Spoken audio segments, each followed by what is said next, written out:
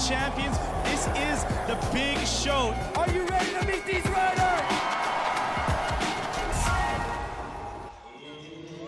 Hello and welcome to Studio City, Macau for the FIS Battle of the Champions 2025, presented by Melco Style, organised by Hurricane and Rakuten Sports, and supported by Red Bull. We have the biggest names in women's skateboarding going head-to-head in this unique competition to find out who will walk away with that coveted Ultimate Champion trophy. I'm Mark Churchill, and I'm hyped to have joining me on commentary today the Prince of New Jersey, USA, Mr. Tim O'Connor. Hi, Tim. I love it. The Prince of New Jersey. It sounds really legit when you say it in your British accent. I think you earned it, mate. I appreciate it. Getting a little look right here at the course that's out in front of us. Getting ready to introduce our skaters for the women's finals. Yeah, our women have been battling away over the last couple of days to get through to the finals today. And have we got a treat in store for you today? Not only is it an incredible course, but so much good skating as well. I'm really excited. Yeah, we have the best skaters, the best women skaters, and the men following later from the four corners of the earth. And we're just in that building you see there. Brand new skate park built outside on the 3rd floor next to the swimming pools and everything. You can see it right below. Oh, we're getting a look at the course right here. Let's check out what we got. Studio City is the perfect place for this crazy course. It doesn't only pay homage to Macau, but to Studio City too, and it brings out all the best types of skateboarding, and they've really gone for it on the design. The cannon to skate, few people hitting that, but the Portuguese tower there, the lighthouse, so cool. Yeah, it is a famous site here in Macau, the Gia Lighthouse. Look at some of the other obstacles. We got the A-frame rail over there. Oh, look at that, going under the rail, over the China Bank style obstacle right there. A hard one to skate. Really steep. And then you got the clapper board, the slate there.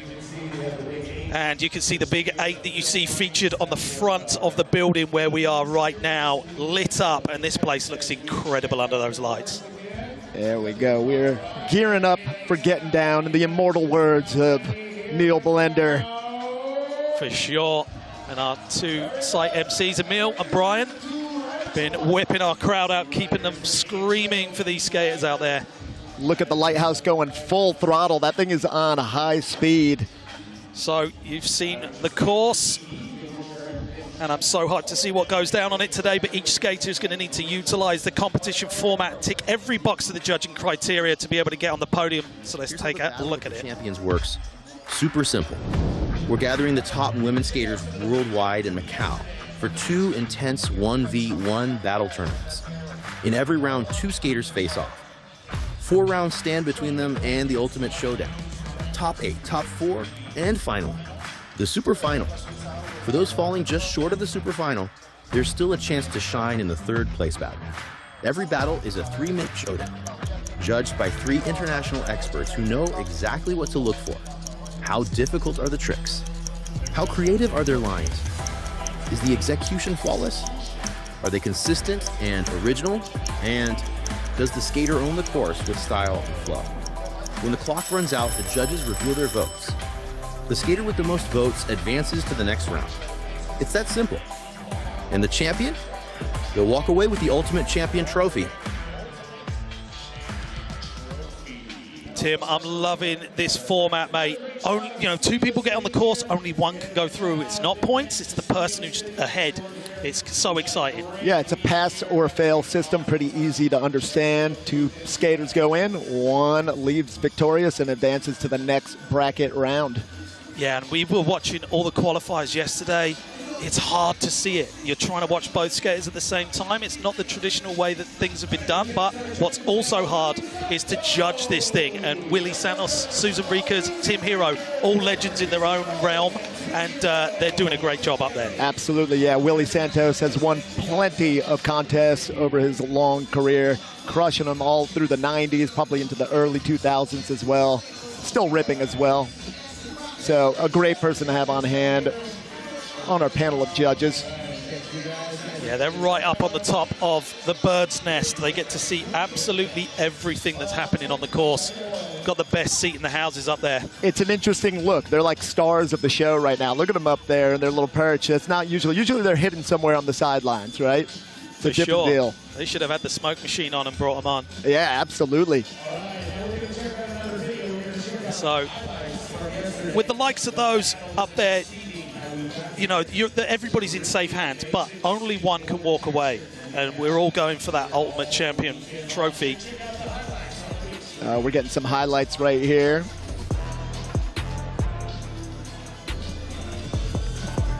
So many good tricks went down. Beautiful backside kick flip. Look at that frontside board slide. And I mean, I keep saying it, you're seeing the real-time progression of women's skateboarding right here. You know, it is stepping up every single competition I go to, no matter which one it is or where it is in the world, that level goes up another notch. I just saw Funa Nakayama right there doing that crazy, like Jamie Foy heel flip. Yeah. Popping the tricks, super proper. Another look at the outside of the hotel right there, those gargantuan statues. One of the first things I saw out of the hotel was that huge statue looking across the city. Very, very impressive place to be. And just right under that, a brand new skate park that was added to the hotel as one of the amenities. It's incredible. Never seen anything like that. First time here in Macau.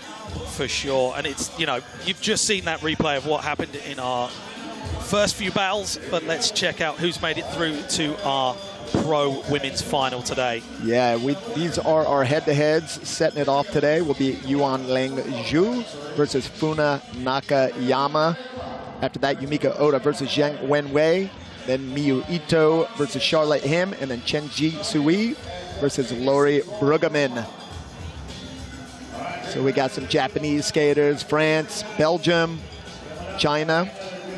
Yeah, and over the last 20 minutes practice, people locking in some tricks. Looks like they're stepping things up a bit, maybe been holding back a few tricks, but I think the level is going to be way high today, and that's how it's going to look as we move through. We'll be taking our top 8 down to top 4, and then we get into the real mix.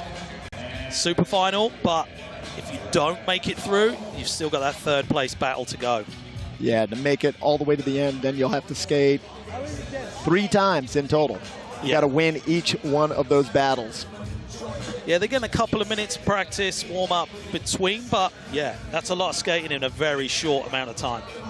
They spared no expense. This is quite a production here. It is very movie studio-esque. I feel like I'm in a theme park at times. Yeah. And we've got our site MCs, Emil and Brian, doing our skater intros right now.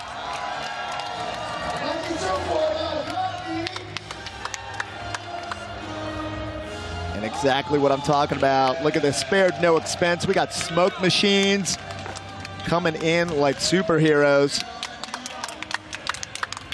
Yeah, wait till you see those trophies later as well. They have definitely not spared any expense on those. Yeah, building the skate park here, it's set design. Yeah, not just a skate park.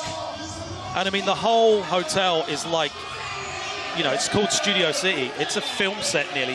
You know, it's great. Yeah, the movie vibes are strong. When you check in, they give you a box of popcorn, movies playing everywhere. Yeah. It's pretty unique. Speaking of strong, Funa Nakayama just entered the building.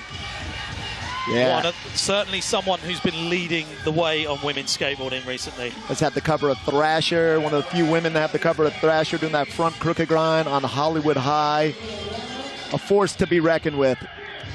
And when it comes to consistency, she's got that as well. Like, so consistent, and that's what it's going to take to even move forward to the next battle. Remembering, only one goes through.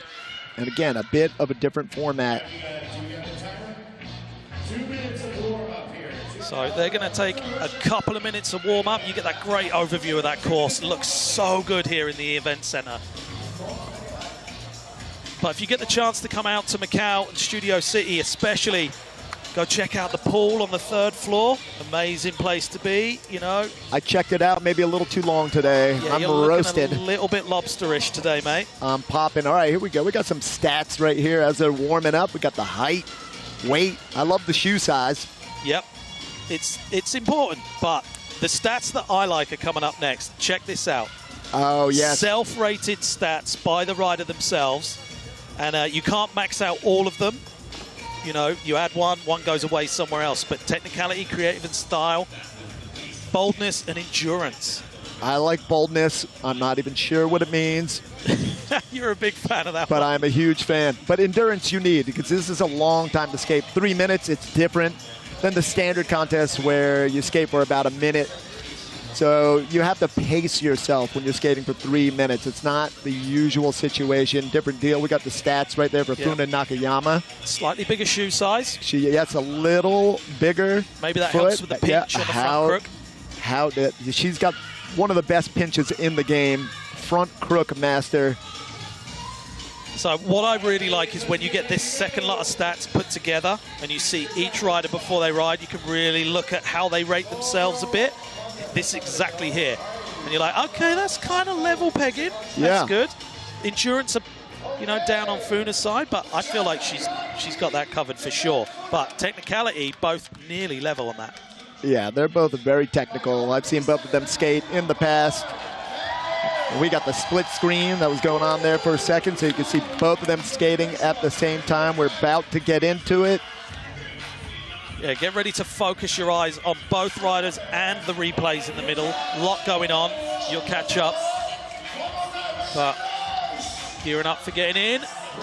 Starting things off. Backside lip slide. You can see there, 3 minutes on the clock. It's rare that you ever do anything for 3 minutes straight, right? Absolutely. Yuan Ling followed her right behind her and backlipped the rail as well.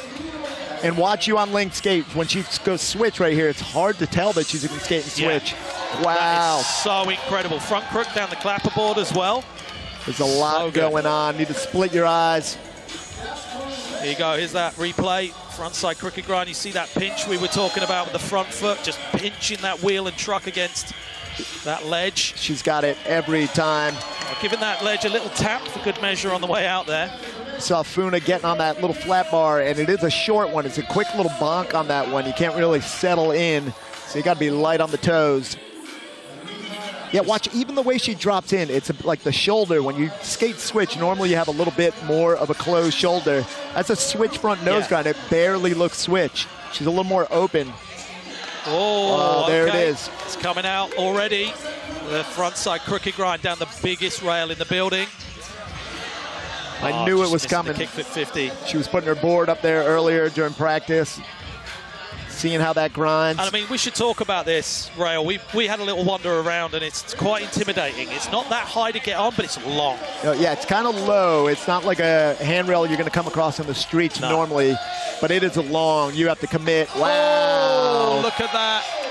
Oh, and then heel flip right after. Wow. Every go on that heel flip, it looks like. Crazy consistent. Got the replay going on. Yuan Ling over here. Oh, I really want to see that switch nose grind. And what's crazy is, you usually can really easily tell if someone's skating switch. You're like, yeah, that's switch. Absolutely. She doesn't even look that much different than regular. I mean, that kickflip backside 50-50 was perfect. You have to remind people sometimes, because usually you have that trained eye as a skater for so many years. You can tell instantly when somebody's going switch. But even the way she drops in, it does not look switch. Not too many people in skating like that ever. There it is. Landing front heavy. I'd say that's a make for sure. Funa coming back across the course. Yeah, they still got just over 30 seconds, so they're probably starting to get tired right now. Is that Funa going for a back nose blunt down the clapperboard? That's full on. Yeah, 25 seconds left on the clock. If anyone's holding anything back, now's the time to do it. You're pretty much going to get one hit at this thing now. Take a deep breath, get one last one in there. What's Funa got? Oh, Funa Nakayama backside nose blunt slide down the clapperboard. Check out that replay. Boom! Holding on for dear life. Switch backside 50-50 to close it out. Such an awkward one. It is. And that is going to be time. Wow. Well, so we're certainly starting off with a bang. Here we go, right out the gate. Kind of a hard one to decide, right? I'm not really even sure. It's hard when you're watching both skate at the same time. But also, okay, switch frontside nose grind on a round bar, bump to bar. Backside nose blunt regular. How do you think they're going to score together? But adding the frontside crooked grind, both backside lip slides done perfectly. There's merits on both sides. Absolutely. Yeah, Yuan Ling kind of has those switch skills a little more so. So it's not exactly apples to apples. There goes that front crooked ground. That's a huge one right there. Props to the cameraman on that one as well. Film proper, right? And then like in the streets, fisheye lens. But you know what? Little squirrely front foot, but that ain't going to hurt at all. That's a backside nose blunt slide. It's like a sacred trick, right? Absolutely. Back nose blunt slide. Always respect that trick. Yeah. So we're going to be taking it over to the judges for that decision. Tense. Really tense moment. Both eyes locked on them like, how dare you if you don't let me go through. You can hear a pin drop in here right now. Nobody's making a sound, just the DJ. We got the judges, and they're going to do the move where they hold up the heads of the skaters and whatnot. Not their actual heads. Just not their actual heads. Yeah. Okay, Willie Santos is looking ready. Okay, there it is. Yes, head on a stick. Yeah, Funa. Okay, so Funa's going to advance right there. Yeah, but, you know, Guan Ling put on a really good show there. Absolutely, yeah, she rips. The judges have spoken. Oh, okay, cool, right, I'm through. Where do I go? She's good for a bit. Back to the platform. That's the best place to be. She gets to hang out while all the other brackets go head-to-head. Well, what's going to be good now? She gets to see what everyone else is going to do and kind of psych herself up and be like, right, what am I going to need to change up?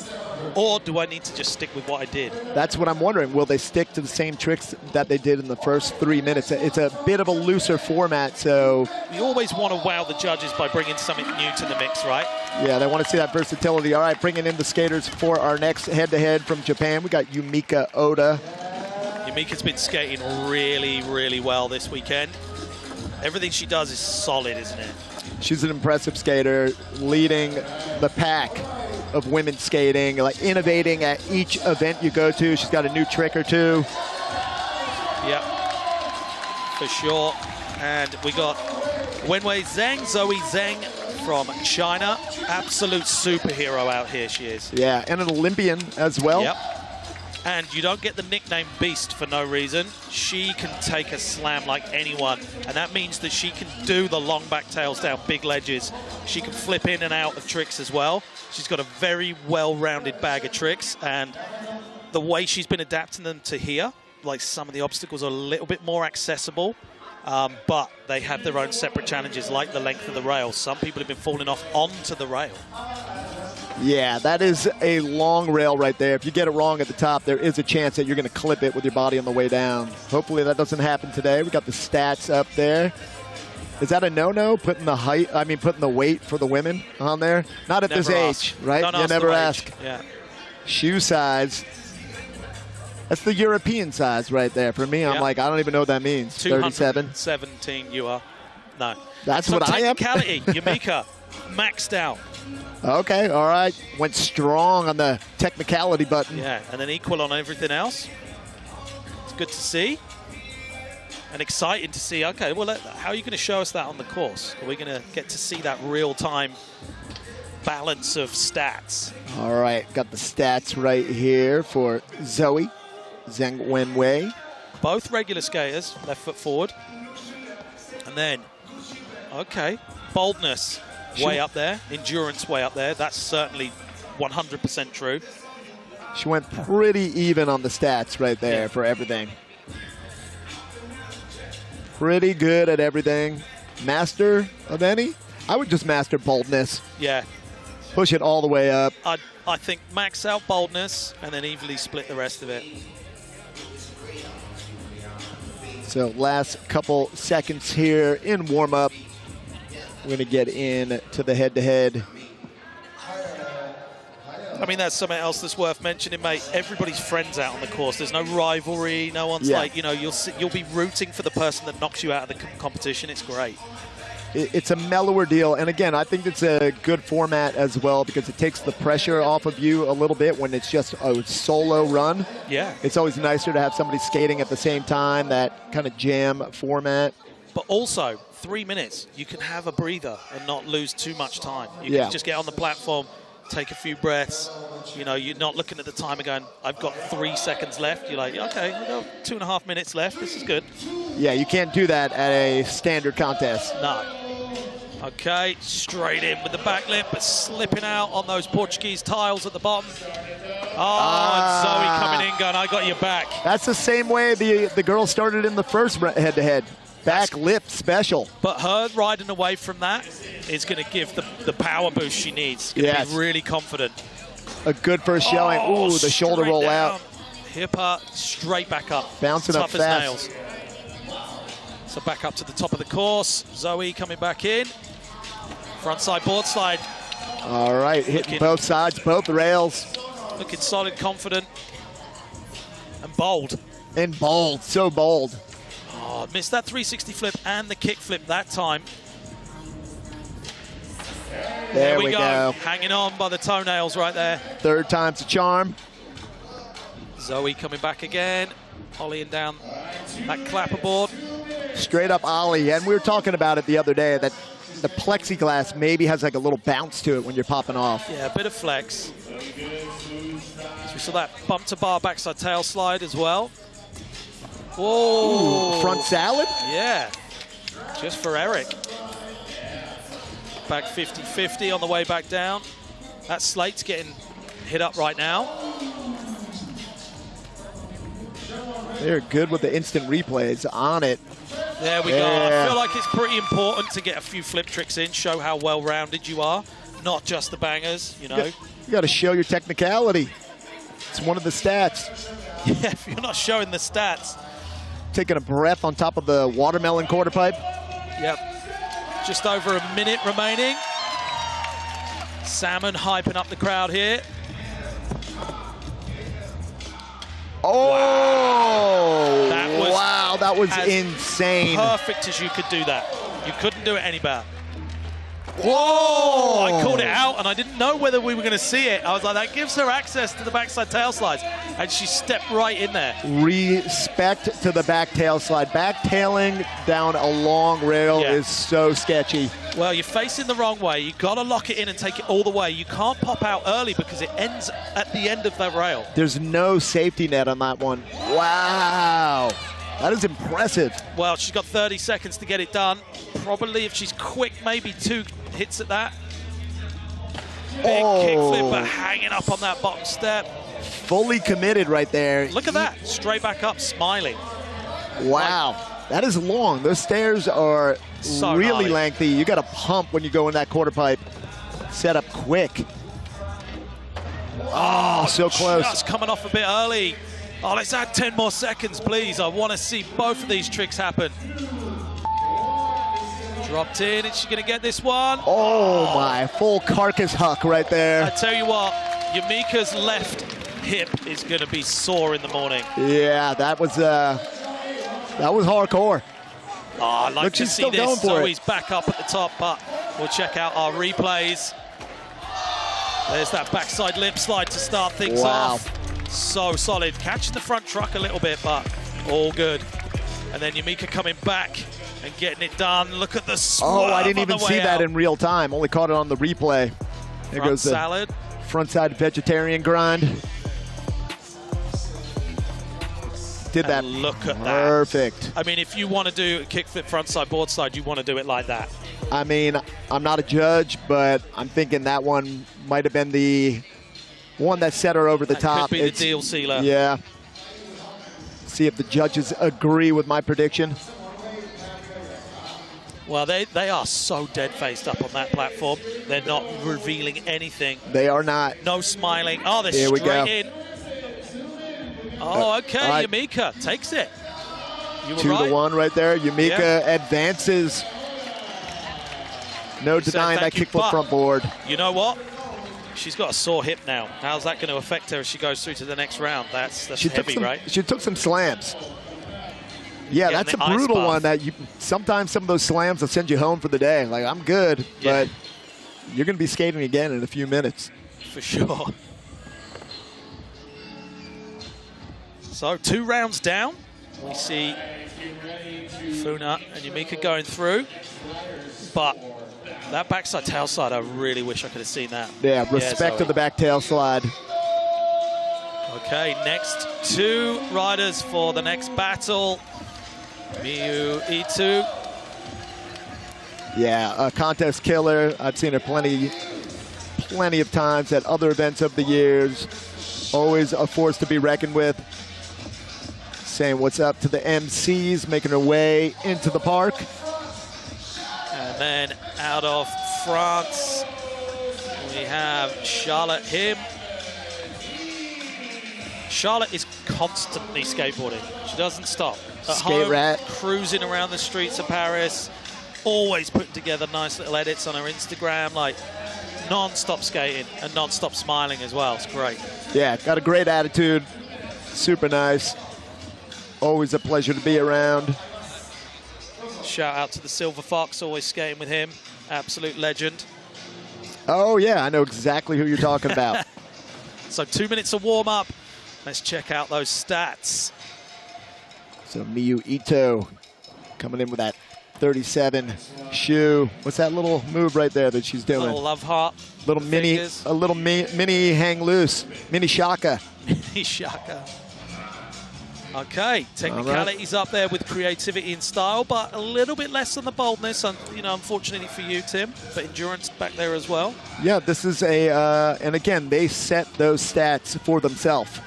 Yeah, I mean, you don't want to be dishonest because you've got to skate and prove it. Yeah, and you also have to stand above that, and while it's on TV, and this is me. You have to back it up. See Charlotte there cruising around. Let's check out those stats. They're both regular foot as well. Yes, they are. Yeah. A lot of regular footers here. Regs is dominating. So let's check out technicalities bit back there, creativity and style. I'd say that's, yeah, she's always putting through some creative skating. Boldness is down there, but maxed out on endurance. Maxed out on the endurance. She wants more time. 3 minutes isn't enough. Yeah, 8 minutes, let's go. Give me an 8-minute jam session. All me. If I'm honest, I think 3 minutes would have me panting like a very, It's very a hot lot, dog yeah. in a car. You really, you can get a lot done in 3 minutes. If you're not landing anything, actually 3 minutes will feel like a lifetime.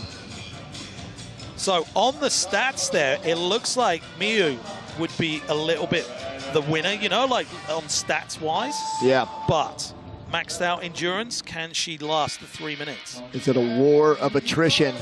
Giving up, running out of oxygen. I can't go on. Well, Go on, lactic save acid yourself. burning in your legs as Yeah. well, like not getting enough oxygen in there. It's all a thing. The science of skateboarding, Tim. Here we go. About to send them on their way. Starting at opposite sides of the park, straight in with the front side board slide, looking really chilled on that. Oh, what happened there? Oh, did she cut her off by accident? Oh, I didn't even see. I looked over on the other side for a second, then all of a sudden she was off her board.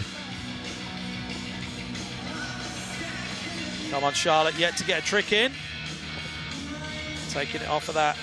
Oh, is that maybe grinding I think up the she side? grinded off the side. Yeah, we don't have the best vantage point over here if we're looking, but check the video back up. Coming up to that bump to bar.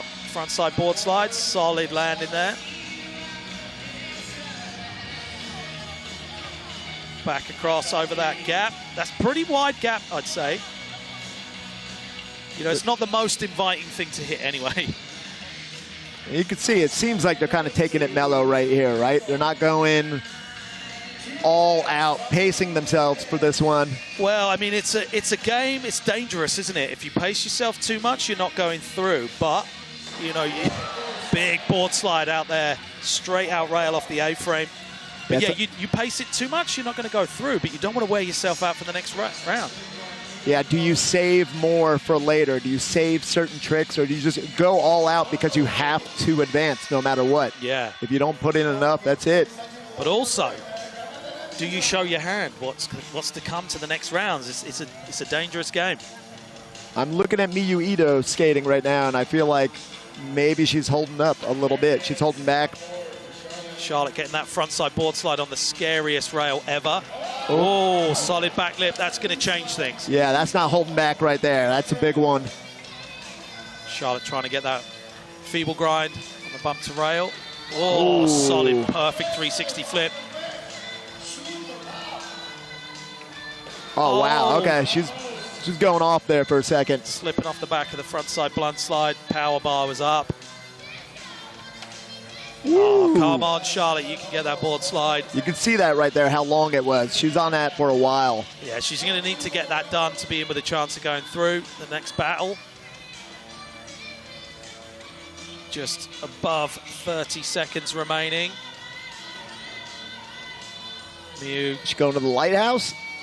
On the Oh, big bank, trying to get that backside tail slide. I like that. I like flexing the transition skills as well.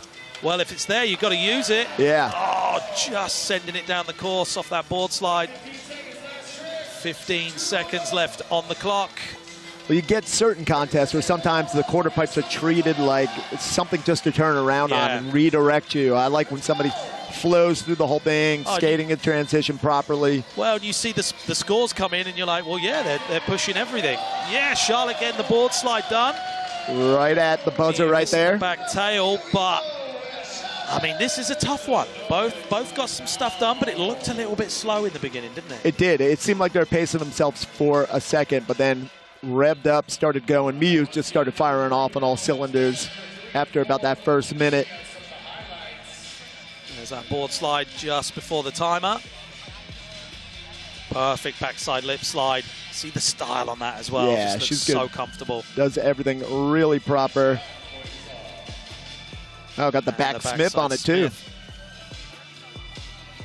And here's that big board slide. That thing's so intimidating. Yeah, as you get closer to it, it's almost like towering out like the tower blocks here in Macau. That's about a neck-high drop-off on the end. Getting the nice tray flip off the bank right there. Solid landing. So eyes are now locked up on the three judges at the top of the course. Be holding up those cutouts. Okay. Okay, it's unanimous right there. Yeah, Miyu's going through. I think that's safe. Yeah, it's a good one. I agree. I concur with the judges for that round. Miyu versus Funa, Miyu versus Yumika. That's going to be a tough one for Miyu to get through. She's going to need to step it up and get more tricks done, I feel. Yeah. You know, both Funa and Yumika put down so many tricks in the first few seconds. It really does depend who you get matched up against, right? Yeah. Okay, next two. And who do we got? Chen Qi. Yeah. From China. I think she's grown. Yeah, like 2 feet. Yeah, a lot. Right at that age where every time you see them, like a month later, they're a little bit taller. Another month, even taller still. Yeah, but that means a little bit more pop. Yep. You know, a little bit more time on the skateboard. Yes, gonna have more power. It's already so good. It's only gonna get better. Yeah. Okay. And Laura Brueggemann from Belgium cruising in as well. I think this is quite an evenly matched one. I agree. You know, the way they seeded the competition, everyone drew an obstacle out of a hat. Everyone sessioned the obstacle. They got given cash. Whoever got the biggest amount of cash went through and, you know, higher. And then it was first versus last and all the way through so that was their seeding. Yeah, this is going to be a tricky one. Both got very different tricks. Yeah, it's going to be an exciting thing. I mean, Chen Qi is, like you see there, backside tailside straight in. Been sat around for 45 minutes and just comes straight in and does that. She's she's young too, right? She's only oh, here we go, 15 years of age, and has already skated so many events. Contest veteran already at the age of 15. Technicality way up there, and in the middle, creativity and style, even Stevens, and endurance way up there as well. I mean, she's killing it at warming up right now. Yeah. It's a minute left of our practice. As if they need it as well. Yeah, I think doesn't need the minute. They're good to go. You can see she's landing everything in the warm-up right there. She just stepped off of a really good kickflip backside lip slide as we check out those stats for Laura. There we go. Shoe size 39. We got a goofy footer at long last. 22 years of age. Down on the technicality, creativity and style was maxed out though. Boldness, a little bit lacking. All right, that's a strong point right there. So we're looking at creativity and style and endurance, which is a good combination, I reckon. So making their way up to starting positions, last 10 seconds. Liking the thumbs up. This whole layout right here really reminds me of the old video game, like Street Fighter or something like that. Chen-Chi versus Laura. Yeah, exactly. Yeah, you get to choose the location of where you're going to, what backdrop you want. Choose Macau, Studio City every time. Absolutely. What a backdrop. And the stands are packed. You can't quite see it there. We've got a lot of people coming out to see this competition today. Good crowd. Okay, ready to roll. 3 minutes on the clock. Chen-Chi versus Laura. Coming in from opposite sides of the setup. Laura with the Smith grind on that bump to bar. Quick little hit. Oh, classic kickflip melon grab. And she's doing it on that obstacle, which is super weird to do a flip trick out of. Well, there's a reason no one's done anything on it yet, right? Yes. It's yeah, so when you awkward. have it like that and it doesn't have a clear lip on it, you don't even know where to pop. It's awkward. It's really, really hard to be consistent on something like that. Solid backside lip slide. Yeah, Laura getting that feeble grind. There's that replay. Boom. Big back lip. Wow, I didn't even see that in real time. I think I was watching Lori. Solid backside tail slide. So consistent at the moment. Yeah, she's dishing out the tricks. Boom, back 5-0. Yeah, I feel like Laura needs to step her game up a bit more. Get some more stuff in. She's taking a breather. Let's see some more tricks. You know you've got them. Wow, kickflip front board over there. Oh, I like that. The frontside tail slide. Sort of painting herself into a corner there. Not much room to get it done. Yeah, it's a tricky one to skate too, right there. You got the transition at the bottom, the long bank. Could maybe feel a little easier for certain tricks, but some tricks I feel like it makes it more difficult. Yeah, I feel like tail slides and things are strange on stuff like that. Yes. You really got to push it when you get in, make those wheels slide. Make them scream. Front side feeble, down that steep A-frame rail. So good. Oh, front 5-0. Always a good trick on a round bar.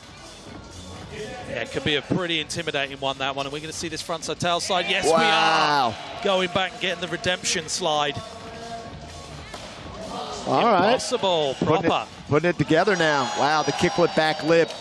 Looks like Chen-Chi feeding off of that session right now. Like, oh yeah, you're getting stuff done, so am I. Oh, they almost crashed right there. Oh, real close. All smiles, though. I guess that can happen when more than one person is skating the course. Well, back in the day, there'd be sometimes 5. Oh, yeah. There would be collisions all the time. Snake sessions. All right, she's back in. Slide. Couple seconds left here. She's going to town on that bump to bar. Back Smith grind right there. Yeah, I feel like they need to get over to the big rail section. Start hitting that up, maybe some lighthouse hits. Well, Chen-Chi did the back lip. Yeah. Oh, no way. Hanging on to the big spin frontside, boardside fakie. Oh, that's a special right there for her, the kickflip melon. That's almost like an ollie for her. She's got that so dialed. Yeah. Do it on anything at any time. She tried it over there on that wave bump. So I feel like more rounded on the course. Laura's there. But technicality and the big hit on the rail is going to be really helping. Yeah, Chen-Chi. there you go. There's the back lip that we were just talking about. And she got it done all over. Little big spin right there for Lori. And she was firing them off over on this bump the bar, the kickflip front board. Oh yeah, she hit just about everything. Yeah, front feeble. Lori with the front side 5-0 on that gold flat bar. Here's another look at that kickflip melon. Boom, perfect. See the way board just comes straight onto her feet and then she grabs it. So well done. Oh, Is come Lori on. already giving it to her? Yeah. We'll see if the judges agree with her. Yeah. They're holding it down. Not giving away anything until right now. Okay. Yep. 3 votes. There go to Chen-Chi, who will be advancing to the next round and battling Miyu. She got 4 votes. She got one from Lori right there, too. Yeah. Imagine giving the riders the vote as well. Yeah, we are, well, that has been done in the past. So 4 battles have gone on, and you see there on your screens now. We've got Funa Nakayama, Yumika Oda, and Miyu Ito, and Chen-Chi Kui. We're moving to the next round. Yeah. Heavy. And I mean, that's the thing, it's brutal, right? 2 in, 1 leaves. Yeah, it's pass or fail. Cutthroat. Yeah, do you try to sabotage the other skater? Talk some smack on the sidelines, yeah, something like that. Give yourself some sort of edge. But 3 minutes on the course is heavy. It is, yeah. That's a long time to be skating, for sure. It's a long time to be talking for us as well, you know? Yeah, absolutely. This is hard stuff over here. Vocal cords are taking a beating. Another shot of the whole park right there. That lighthouse obstacle is ridiculous. It's huge. And you let me know about that spinning crazy light at the top. It is going bug nuts. That thing is on full blast right now. Well, there's some obstacles on the course that they need to pay attention to. Okay, here we go. Next round. And yeah, we're off Funa Nakayama from Japan. Wasting no time, getting right back into it. Well, Funa's had the longest wait, right? Yeah, where is she at? Oh, here she is. She's been able to sit and chill for a bit.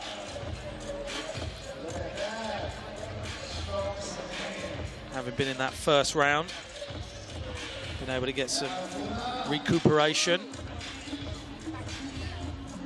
She always has the token shake, jump, grip. Yeah. Yellow, always yellow. Always no matter yellow. what. I wonder if that's become a thing for her. You know, almost like in skating or like any sport, sometimes you have certain things that are like your good luck charms or something, sure. you know? The way you put your bolts on in the order of putting your trucks on and stuff. I do, for sure. And Yumika Oda in there. This is going to be a heavy battle. Yeah, I this feel is a good like one. They can both do those big banging tricks. And I think it's going to be whoever stays on. Either one of them could win the whole thing easily. So, yeah, this is a hard one right here. Like 2 that could win the whole event. Now they're head-to-head, so only one of them can move ahead. See Funa just hammering her thighs there, getting the blood flowing. Kicking away the front board. I mean, that's pretty gnarly. You've sat down for a little while and you come out and you'll go to, instead of just dropping in and cruising around, is a front board down the long It's your first rail. trick, yeah, not just like a little ollie over the bump to bump, you know, to get the legs going. Front board. I mean, Yumika's just cruising around doing some frontside grinds, popping a couple of ollies, little kick flip here and there. Keeping it mellow, actually warming up rather than, it's like doing that, the front board in the beginning, it's like doing a trick before the cameras are out or anything like that, you know? But that's the tell with Funa, it's all or nothing, right? For sure. And that comes across in the way she even warms up. It's like, well, I'm just going to give this everything, or what's the point in being here? You can see that mentality that she has. She's got a game face on. Ready to go. Just under a minute of practice remaining. Here's some more of those stats from Yumika. What do you think it is about the Japanese skaters that put them at the top of the podium? I think the thing is that over in Japan, they really, there's a lot of skaters that start when they're so young. They have the smaller boards that they have. You don't really see that as much, not as many minis in other parts of the world. But other times when I've been in Japan, you see really young kids, like 3-year-olds, you know, that are just haven't even been walking long and they're already on a board. And by the time they're 10 years old, are amazing. So if you're watching at home and you've got a 3-year-old kid, get them on skateboard now. Yes, absolutely. No excuses. First steps, let them take their first couple steps and then walk their way to a board. First couple of steps onto a board, yeah. Potty training, then skating. When you put it that way, that's crazy. Okay, 3 minutes on the clock. Our next battle, Funa Nakayama versus Yumika Oda. Oh, they're having a quick game to see who drops in first. That's pretty funny. Rochambeau. Backside lip slide to start one off. Is she going to back her up? Of course. That has been the trick of choice as the opener for the runs. Double trouble. Backside tail slide right there. Oh, Funa like just that. stepping away the long crooked grind. Pop out. Wow. Okay. Going to town. Kickflip back 50-50 on that Slate hubba.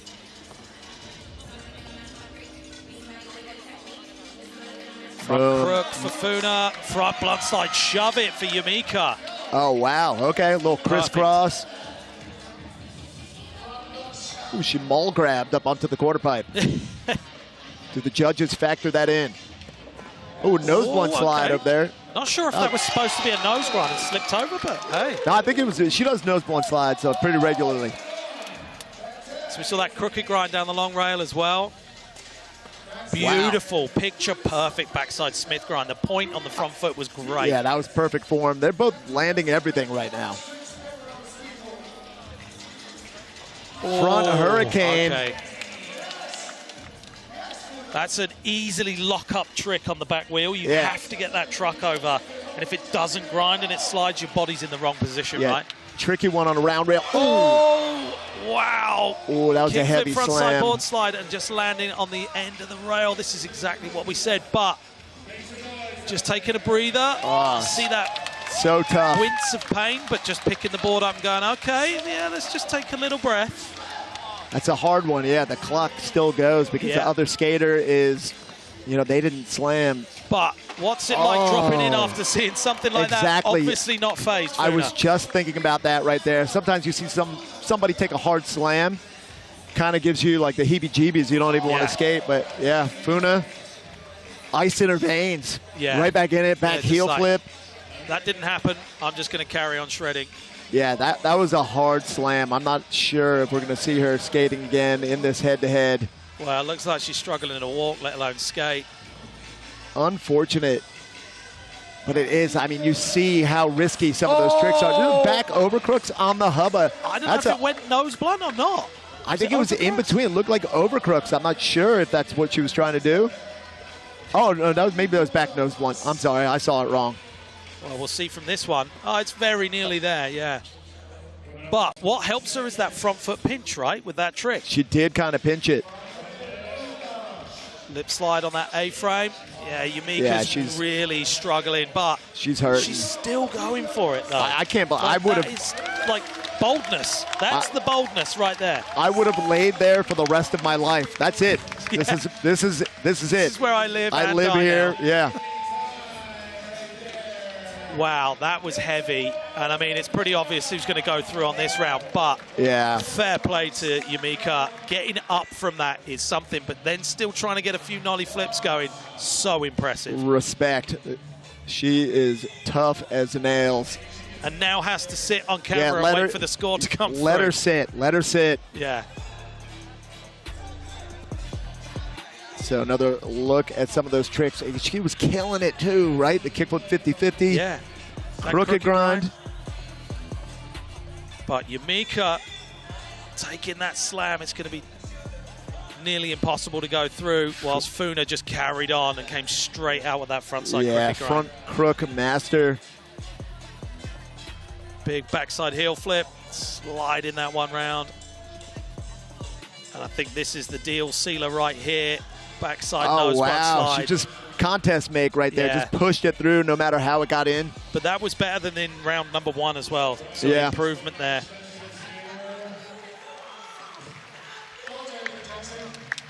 Yeah, without that slam, who knows how that one would have ended up. Well, we're going to see who's going to be taking it through to the next round. And Yep, it's going to be Funa Nakayama taking it, but Yumika there getting a vote as well, and rightly so. Yeah, respect to the utmost. Respect for even being out there, like not just running off to the side to like, yo, I got bodied. Yeah. Everybody get away from me. Funa running up to go and get her phone and items as she takes that long limp off the course, but mad respect. Round of applause from us here in the booth for sure. Heavy, heavy skating there. And I mean, this is the thing, when you're trying to flip into a trick like a front board, if the board isn't on your feet anywhere near the rail, you're in a world of pain. It's super risky. You've only got one place to go onto the rail if it's that long. There is not a lot of room for error. No. Okay, next round, next battle. Miyu Itu. But they would have also have seen that heavy slam as well, and they'll be thinking, okay, well...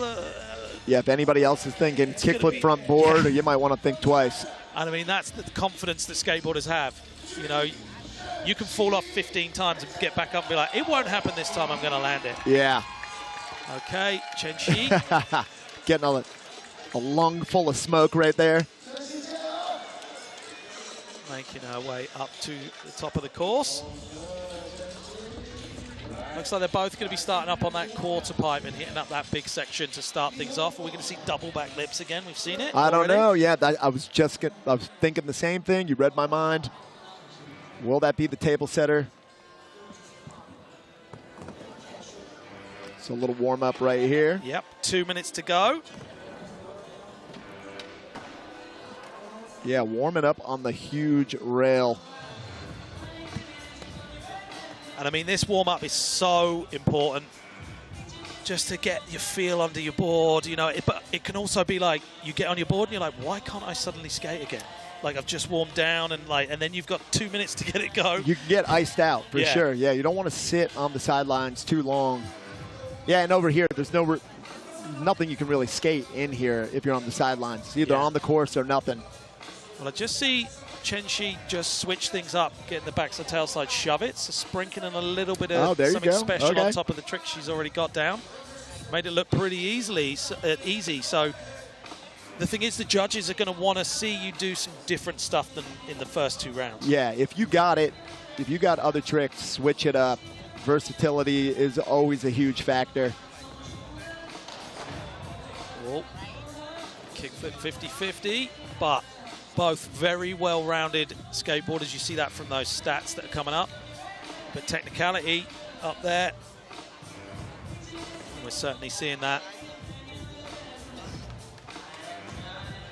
And she is incredibly consistent. It's almost like a 5-minute run. They're doing 2 minutes of warm-up, going nonstop, and then right into 3 minutes. So here we go. There goes their stats right there. Technicality, creativity, style, boldness, and good old endurance. Kind of level pegging there. Yeah. Yeah, they both got the technical skills and aren't afraid to jump on a big rail. That's for sure. Yeah, and I mean, when we were on the course earlier, I took a photo to just show how long it is, those rails. They just extend out in front of the steps.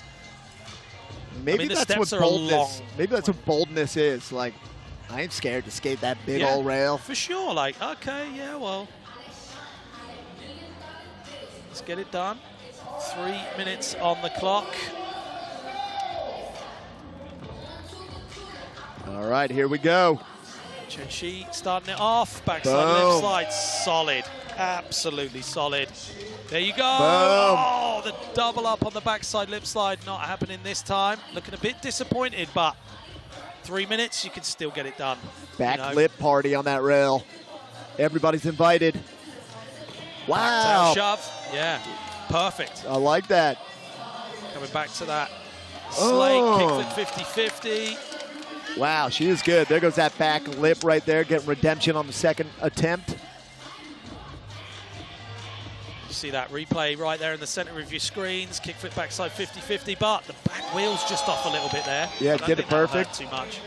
Right back in, kickflip front board. Front side blunt slide down the slate. Front feeble right there for Chen Ji. This is a barrage of tricks going down right now. Certainly warmed up, getting into it. Oh, kickflip front board right there from Miyu.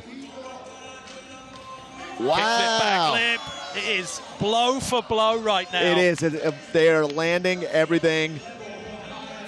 Front side lip slide. Not many people hitting that obstacle. No, there has not. It's not been the favorite. Oh my, wow. Weird one to front feeble. Yeah, because it's a square, it's got wide girth. ledge. Yeah. Girth would be the right word? I'd say girth. Yeah. Yes, a Such funny an awkward one. It's almost like the slide's going to be like doing it on a ledge, but still you can get your truck over so it can lock in. Here we go, second hit at it. Wow. Perfect. But you see the back toe is the key to that one, Yeah. just holding it in. Look at this view the here. slow-mo Watch the replay. back toe. Pushing Wow. it in and holding it, and then that stops the board from flipping over when you come out. She looks very photogenic Whoa. in the middle of her tricks. There's the kickflip melon right there. Nearly clearing the whole landing. Kind of like her signature trick. Oh, Wow. backside one. Not seen that one. I never see that. Big kickflip. Wow. We saw her going for that before, but landed on the bottom step last round or last battle. Oh yeah, fully deck check Yeah. like Lizard King. But you see now, getting enough speed, getting a much bigger pump in on that quarter pipe. There's not much run up between the quarter and the top of the stairs. Wow, Yeah. she did it. Backside 180 kickflip melon, and we can see this big kickflip. Oh my. Full commitment. Heavy Tim. commit, landing on the board upside down. Board's nowhere near flipped. Just going, oh, I'm going to try and land it anyway. Yeah, she did the backside flip melon. I'm like, who else did that? Matt Hensley over the bump the can back in the day, Hocus for Pocus. Sure. Yeah. Here we go. We're going to see this. Oh! Landing primo down the biggest sets of stairs. Lord. How is she walking right now? Away. My feet would have disconnected and gone and got the flight home by now. I can't believe all her toes didn't pop off her feet right there. Yeah. She landed full primo. How is she skating? Going back to get it done again, but wow. What a battle. That was a true expression of what we're calling it out here, a battle. Dude, these girls are warriors. Full primo down those stairs. Yeah. Somehow got up right away, started jumping down them again like nothing happened. Young tendons. Yes, Oh, look fresh, at that. brand new, fresh out of the package, tendons and ligaments. That was a good front blunt slide right there. Chen Ji getting that over on that front apron. feeble? Yeah. But front feeble on there, front feeble on the big rail. Both have got, you know, tricks done in separate areas that are the same. You're right. Yeah. I didn't even think about that. Did you see the pre-grab hand then? Hand went down to I've where noticed it was that in going to the go. past. She does that every time. She like almost Yeah. touches the board first, then pops it, and grabs it again. And the backside variation on this one. Little tickle on the way around there. Yeah. Give it a touch, making sure it's there. Backside flip melon. Okay. That's another. It's a tricky one. Yeah. I don't know. I wouldn't know who to push ahead right here. I think the front feeble down the big rail might Yeah. benefit Miyu, but it's going to be a tough one. Oh, they went. Well, what do we know? I don't know Yeah. anything. Chen Ji taking the win, 3 votes, and going straight through. Whoa, it's heavy, isn't it? So gnarly. So she's going to be in the final head-to-head. Here we go. You're going to see it right now. So Funa Nakayama versus Chenji Kui. And then we're going to have our third place battle, Yumika Oda and Miyu Ito. That's going to be a heavy one for Yeah, third. that's a good one. Is Miyu going to be able to skate, though? Well, we're going to have to see. We're going to have to see. But Funa and Chenji skate differently, but have those bangers as well. So that I think that's going to be a tough one to call. I mean, Funa certainly on competition experience would take it, but Chenji being the new, you know, hungry battler. She's coming on strong in Yeah. a very short amount of time. Yeah, she's coming for the podium. That is for sure. But yeah, that third place, we'll see. That's a heavy squad of skaters right there for the women's finals. But that's a heavy skate. 3 minutes each round, back to back. That's gnarly. It is, yeah. You need that endurance, man. But that's how we're doing it out here at the Battle of the Champions 2025. So incredible skating already. 8 women starting off. Only one will be standing in the end. Who will it be? So Tim, along with many other FIS events, Montpellier 2025 is going to go off this year, and I can't wait to see what goes down. Let's take a look at what we're in for.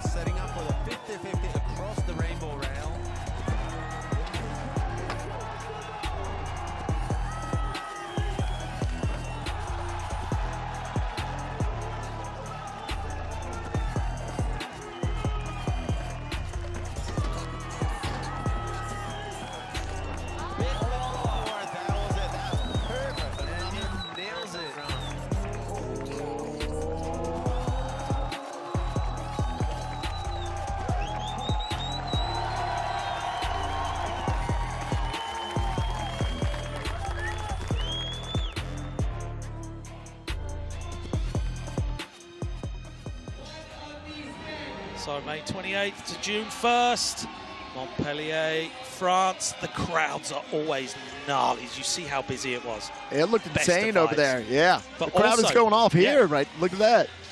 Yeah, so hyped to be out here in Macau at Studio City for Battle of the Champions 2025.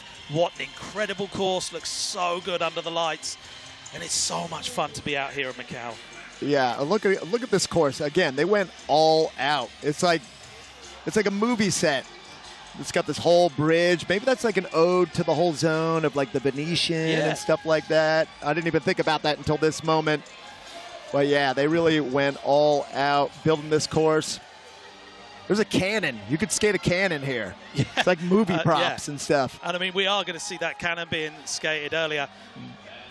But everyone is trying to battle for that Ultimate Champion trophy, and it is really, really special. It's been really well curated, and a lot of effort has gone into it. And yeah, everybody wants to walk away with that champion trophy today, and the battle is hard. Yeah, that thing is exquisite. Yeah. It is fancy. I saw it over there walking past it. Yeah, there's a lot more going on with it than you think. You start seeing it like, oh, there's a trophy, but there's a little special something inside. So, yeah, let's take a look at what has gone into our Ultimate Champion trophy. We are here in Macau, Studio City, for the Battle of the Champions. It's a skateboarding event. It's a 1 versus 1 battle to reward these 2 champions. We have special trophy. The story behind the trophy started a couple of years ago when we started working with jewelry artists. I've made a specific ring for a specific event of all the fees that we organized for a couple of years ago now. And to have more of this trophy, to make it more emblematic and something different, just for the rings, we could not just have like a box or something just small to hold that ring. So the design behind the base of the trophy, it's collaboration we did with an artist from France. And the idea behind this base of the ring was like to be inspired by the crazy design of the Studio City Hotel, like futuristic design. So we were really happy to work with a different artist to make this trophy really emblematic and really powerful to give as a reward for the champion of the battle.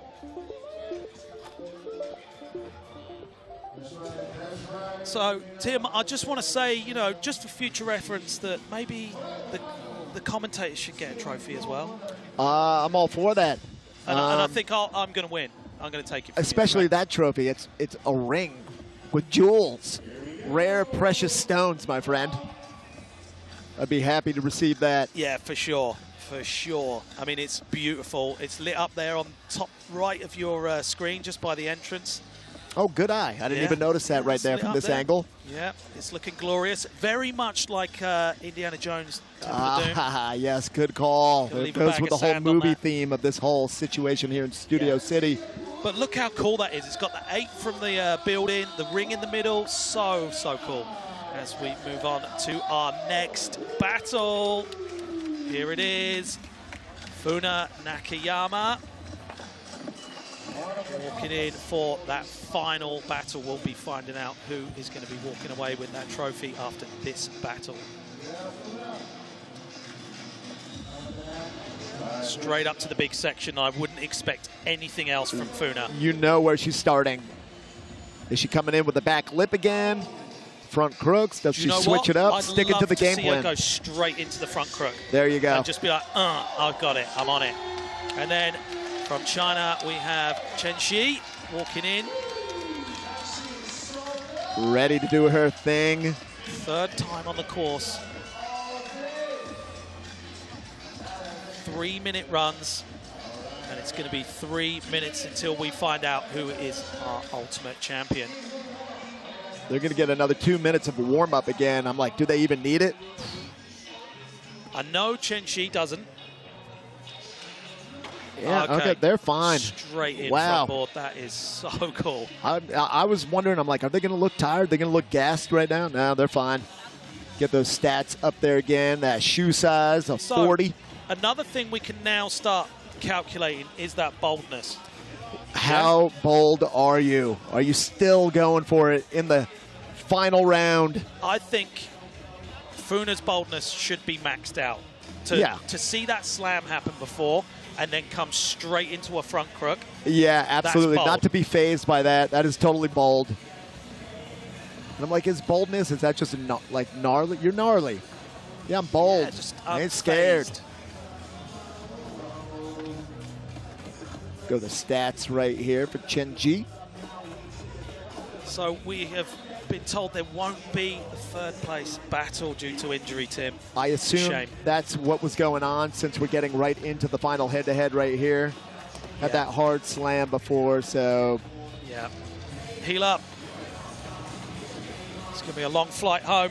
It is, yeah. You know, it looks like the tailbone, like hitting that area real hard. Super painful. Trouble. Landed, bounced off the rail, then onto the floor. Double impact. Still trying to skate after. Yeah. That shows boldness. That's boldness in its purest form, my friend. So 20 seconds of practice until we get our final battle underway. There you see it. Those stats right there, pretty equally distributed on both skaters. Our final head-to-head here for the women. One last battle. Funa versus Chen Shi. Who's going to go? Rock, paper, scissors. Yep.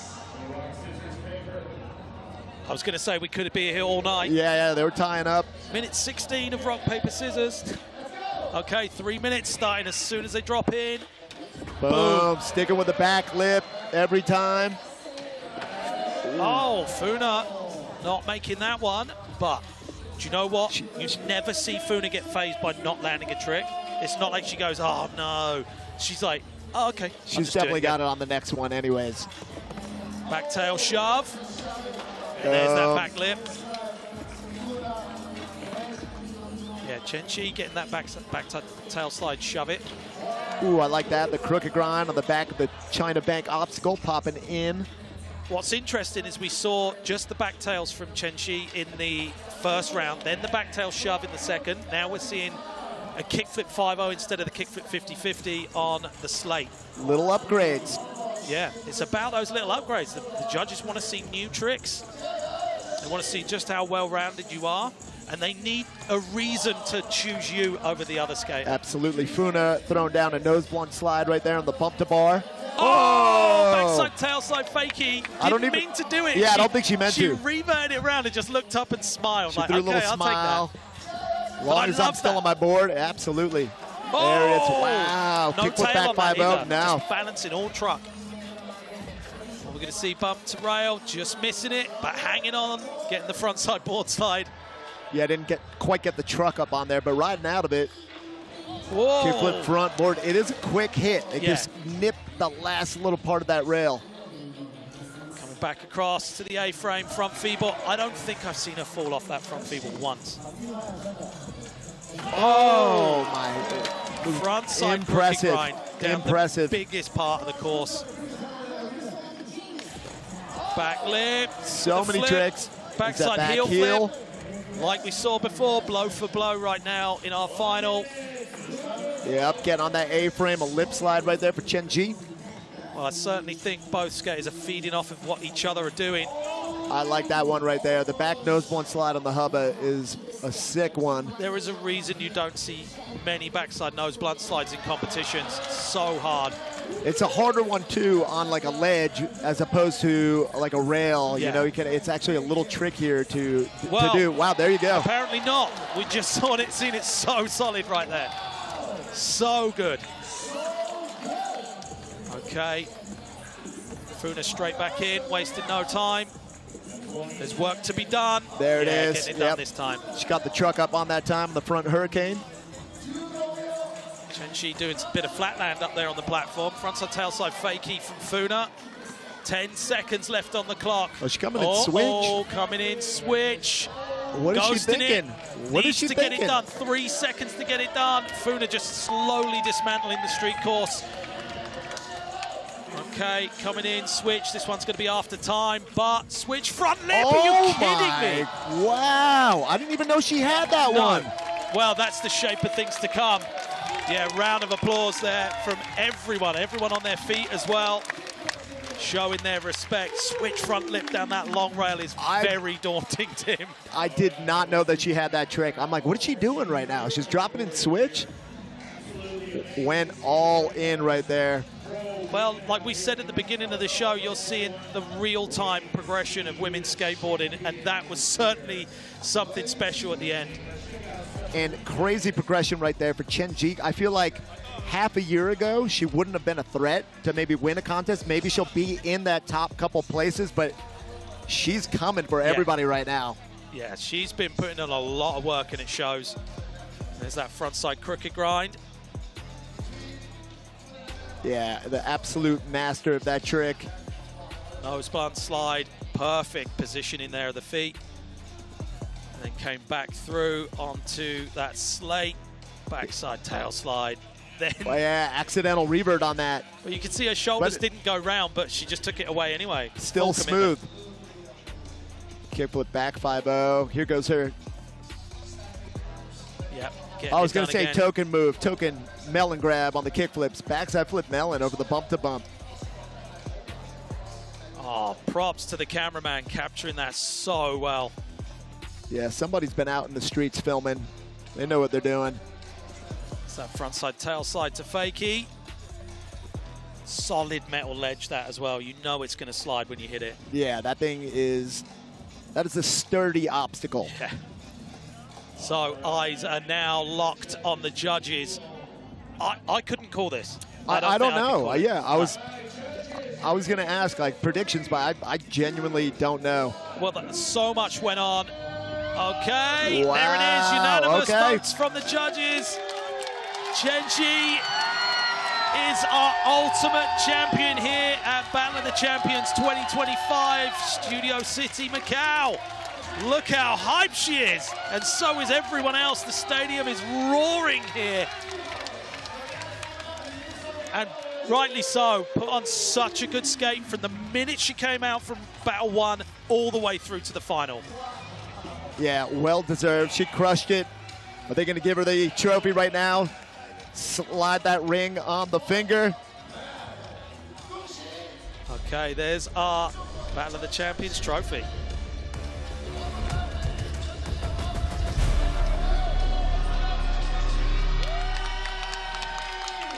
That's what she's going to be going home. Are you going to check that in, or are you going to take it on the flight? Yeah, that's a carry-on. You don't want that thing broken and getting chucked around by the luggage handlers. But it will be remaining this year in China. So this is the ring in it. Look at that. Yeah, okay. Yeah, I mean, look at that. Nice, comfy bean bag for it to sit on. I want to lay in that thing, a little velvet pillow. Yeah, it's a good place to be. Just saying, she's like, can I get touch it? Yeah, that's you. Take it. Put the ring on. Hype, the ring is on. We need that fist to the camera with the ring on for sure. Yeah, no doubt. And there you go. Chenji taking the win out here at Battle of the Champions 2025. Everyone is screaming for her. And I mean, this is the thing. Chenji is one to watch. She's slowly climbing up the rankings through the world competitions and now showing her dominance on the competition scene here at Battle of the Champions. Yeah, I've been seeing her over the years and just heavy progression in just such a short amount of time. Learning new tricks and having them on lock at each new event. Well, yeah, that consistency is definitely coming into play, but mixture of different tricks, but being able to hit the big rails and being able to flip a board, it's definitely showing why she's our champion today. Yeah, the full package. Here's another look at some of the tricks she was doing. Backside flip melon. This was first trick of the final, backside lip slide. The table setter for a lot of the runs right there.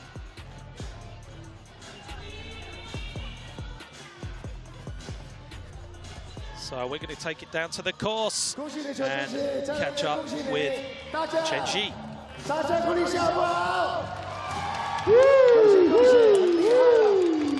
有没有想跟大家说一下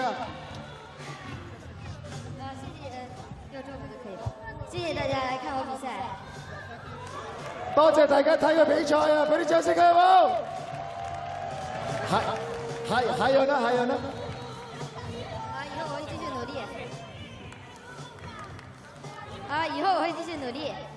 She said, "Thank you so much for watching her compete," and she said she will work even harder. 俾啲掌聲佢好冇？耶，全志！恭喜你啊，全志！中國加油！ Wow. Great job, great job. All right, everyone.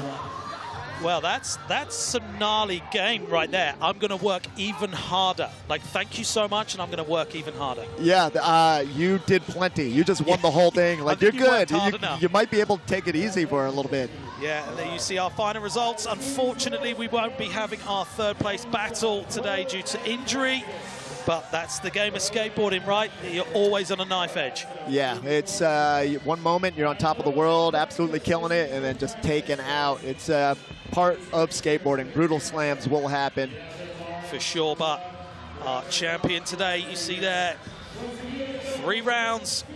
Chenji taking all of them, including our final, and becoming our ultimate champion and taking that ultimate champion's trophy back to China. Chenji Queen. Yeah, do you continue to wear that ring forevermore? Yeah, I'm you the can't champion. take it off. Yeah, this is my deal. Yeah, that's your privilege. You're just like, yeah, I wash in that thing now. Like, it just stays with me forever. I mean, you're the ultimate champion, Tim. Yeah, forever. That is your title for life. For sure. Well, we're going to be getting our men out onto the course to warm up. They're going to be absolutely shredding this amazing course, and the action is not over yet. We still have the men's competition to come, so don't go anywhere. We will be back in 45 minutes with more FIS Battle of the Champions. We will see you then.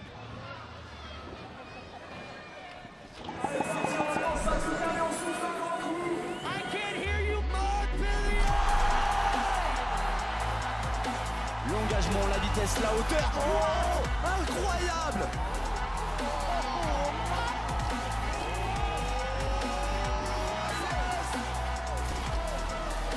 This is what we come to the FIS for.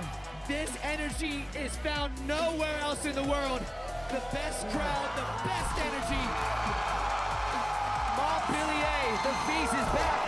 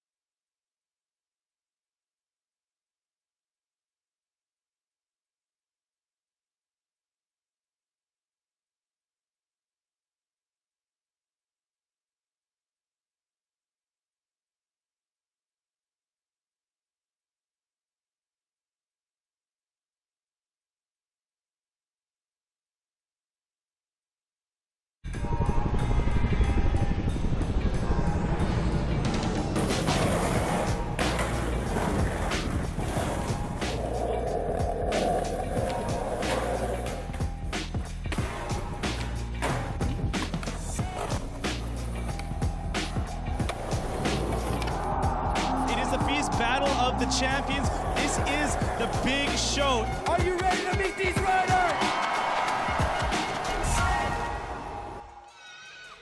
Hello and welcome to Studio City Macau for the FIS Battle of the Champions 2025, presented by Melco Style, organised by Hurricane and Rakuten Sports, and supported by Red Bull. We have the biggest names in men's skateboarding going head-to-head in this unique competition to find out who will walk away with that coveted Ultimate Champion trophy. I'm Mark Churchill. I'm hyped to say that joining me today for commentary is an absolute hero in skateboarding, Mr. Tim O'Connor. Hi, Tim. Oh my God, such praise, a hero. Yeah, your hero status. I'll take it, yeah. Absolutely psyched to be here in Macau. This is a long way from my house right now. For sure. About to get into it, the men's finals here in Studio City. Setting the mood right here. Look at the lighting right there over in that center stage area. We got our house MCs setting it off. We are inside the building. You see right in front of you, you see that big iconic 8 on the front of Studio City, but just below that, brand new skate park that's been built. It's incredible. We have a view right outside of our hotel room. It is nuts. I've never seen anything like that as an amenity for a hotel. It's colossal concrete skate park. It's really impressive. Yeah, and the Studio City Event Center is a perfect place to see this crazy course that pays homage to both Macau and Studio City, and it also caters for all types of skateboarding. So good. You see that lighthouse there as well. It's the most spastic lighthouse I've ever seen in my life. Don't look at that thing too much. You might go into a seizure.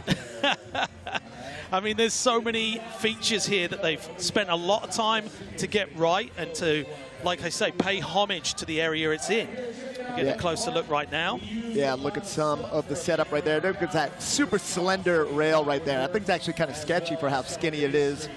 Look over that kind of big section, got the step up. There's a straight up cannon. Yeah, you're going to see that cannon getting hit in a minute as well.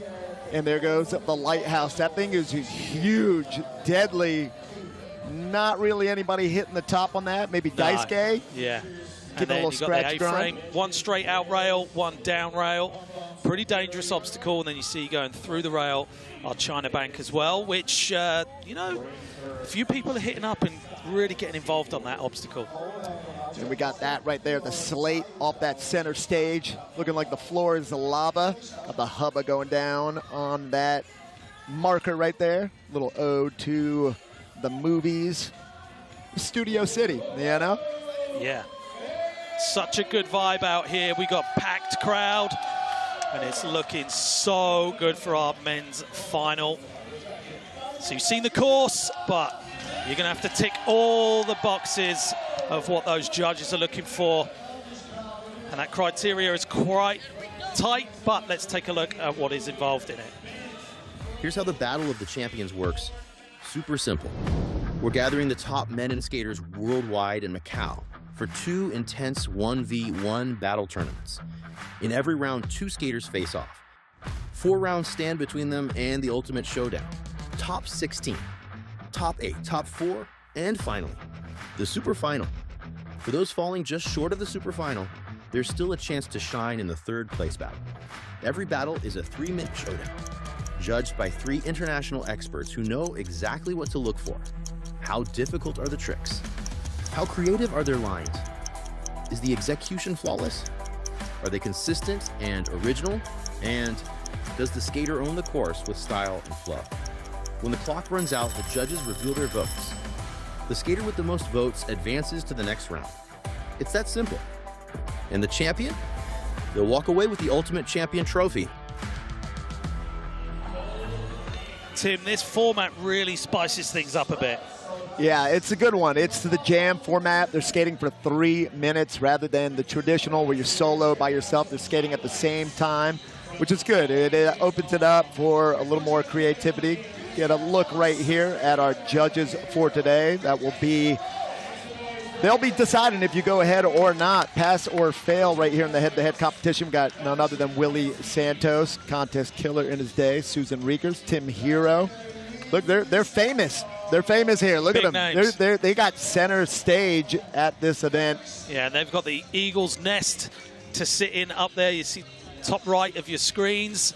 They can oversee and see every single trick. But with this format, to enter, one leaves. Yeah, and again, 2 skating at the same time, which is always kind of nice if you're skating a contest, so you're not out there by yourself. Kind of takes the pressure off you a little bit more. But you can see there's nearly collisions in there as well. Look at Jinwoo. He is on top form at the moment. Yeah, so these are some of the clips, what these guys had to do to get here. Whoa, Jaime Mateu, I don't think he made it to the finals, but always a showman, jumping off the top rope. This is one of my favorites right here, Kiaki K. Nollie big spin, back tail slide.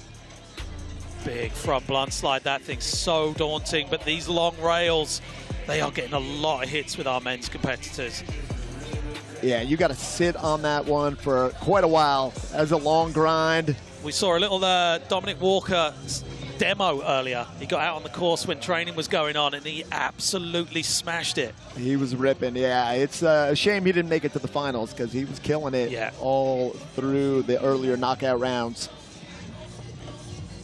So here's our heat list. We got Jinwoo versus Evon. Joseph Garbaccio versus Lawrence Ravel. Daisuke Ikeda versus Kiaki Aiki. And then Remco, who was skating really, really well yesterday, is up against the ever-consistent Richard Turi, king of the heel flip. King of the heel flip, and often ends up in the finals at pretty much any event that he shows up to. He is incredibly consistent. So, yeah, it's tricky who you ended up getting matched up with. You get matched up with somebody else, maybe you would have advanced, but you might match up with this person that's going to take it today, and it's going to be tricky to move ahead. Taking our top 8 through from seeding yesterday through to top 4, then super final, and then that 3rd place battle to try and get on the podium and stay in with a chance of going home with something. But some big names on the board, and this is going to be tight. I feel like the judge is going to have such a hard time unless someone's not making tricks. Yeah, there's a few contest killers out here, all very consistent. Yeah, We're watching sure. some of the warm-ups, and they're about to throw down in just a few moments. This course looks so good. I love all the little features, the Portuguese tiles from Old Town. Like, you know, just, it really has made this a whole different thing, not just the format, but the way the park looks. It's great. Yeah, it is, I was saying, it looks like a theme park or something like that. They put a lot of detail on all the obstacles. It's very unique. Okay, our event announcers are bringing in our first riders for battle number 1. And this kid, if you don't know his name, you will forever know his name after today. Jinwoo Onodera. Yeah, probably one of the favorites here, so we will see. I mean, he is so consistent at the hardest tricks. You were saying earlier, there's some tricks he shouldn't be that consistent on because no one else in the world can be. Yeah, it's certain tricks that should be kind of Hail Marys, and he is insanely consistent with it. All right, he got the tough draw right here. We got Ivan Martinez out of the US versus Japan. And I mean, some of Yvonne's lines, I'm feeling them. Creativity is going to be up there, and we're going to see some of those stats come up in a minute. But he's going to have his work cut out. He's going to have to give it 157%. Yeah, absolutely. That is a tough draw right there to have Jinwoo right out the gate. Well, he skates at 110%, so you have to put in that much more to be able to be even in with a chance of beating him. No doubt. Here you go. We got the stats right here. Height, way down. Weight, way down. Shoe size, itty bitty. Yeah, but look up to the top. 15 years of age, already a competition veteran, and already dominating every competition he goes to. He's putting the technicality not even all the way up. That would be all the way up. Yeah, for sure. He's probably one of the most tech skaters out there in this whole crew. Wanted to leave a little bit room for the rest of the stats. Yeah, so getting their warm up for just over a minute. And then we'll get into it. 3 minutes head to head. I'm sure we're going to see those stats for Yvonne. Yeah, there we go. Both the same shoe size. Oh, interesting. Yeah. Interesting. Will it come down to shoe size? I mean, it has in the past. It's never been said before. Technicality's way up there, and then, yeah, just knocking back on boldness and endurance. But you've got to be bold to go ahead and put everything you've got against Kim Woo. Yeah, he, as you said, he's got his work cut out for him. I'm watching the warm-ups right now. Kim Woo's putting on a tutorial. I mean, practice is a full demo every time. It is. He's only chilling. Like, he's just cruising around, keeping the muscle memory, working his lines out, and just making the hardest tricks look easy. Yeah, it's intimidating if you're watching him. So here you go. Here goes the stats right there for the head-to-head. So, Kim Woo versus Yvonne. This is going to be a good one. So both skate at the same time, 3 minutes on the clock, and only one can walk away and take it through to the next round. This one's going to be hard to call. There's going to be a lot of tricks going on. I mean, it's called a battle for a reason. It is going to be a battle. Both dropping in pretty much the same time. Straight into the rail with a backside tailside fakie for Kim Woo. Back Smith for Yvonne. Big cab flip on the lighthouse. And then tray flipping over the pistachio bump to bump. That thing is, it's a weird wave. Kind of like an awkward thing to do any flip trick. Throwing down a tray flip, super consistent with it. Was that a nollie front big spin? Yeah. Lip slide. One you don't see every day. Front blunt. Backside 360 ollie from Kim Woo. Yeah, you see that? Nollie, big spin, frontside lip slide on the thin rail. That thing's so scary. Yeah, not a trick you see often, but made it look good. It's like doing it on a small piece of paper folded over. Yeah, absolutely. That thing's like dental floss. Front feeble on the A-frame. Like, this is the thing with Kim Woo. He's spent a lot of time being able to get every single flip trick done on a transition as well as on a bank. Yeah, it's rare that he wastes like a wall or a quarter pipe just to turn around. He always does something on basically everything he touches. Yeah. Backside tail slide, shove it on the clapper board. I mean, he's got a headband on. He came here to work. Yeah, and it's working out. Nollie 360. Oh, frontside lip slide on the cannon. That's an awkward one right there. Respect to hitting up the cannon obstacle. Whoa.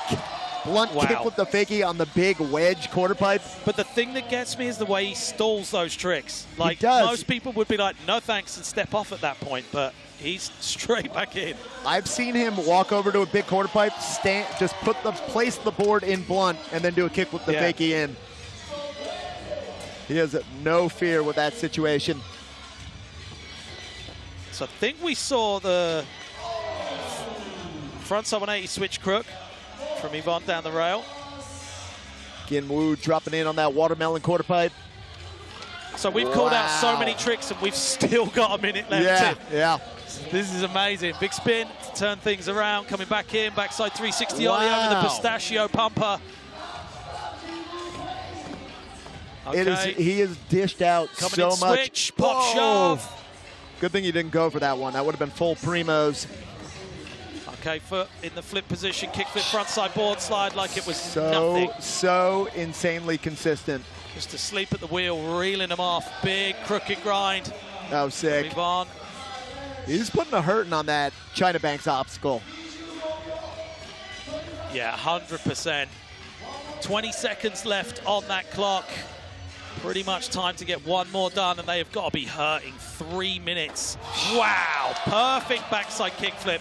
I mean, we walked the course earlier, didn't we? And that set of stairs with very little run-up is so long. Yeah, it's tall, but it's really long, really long. Like, the deck check factor is high. You might clip that last stair. That's time right there. Well, that's how we're going to be continuing through the competition.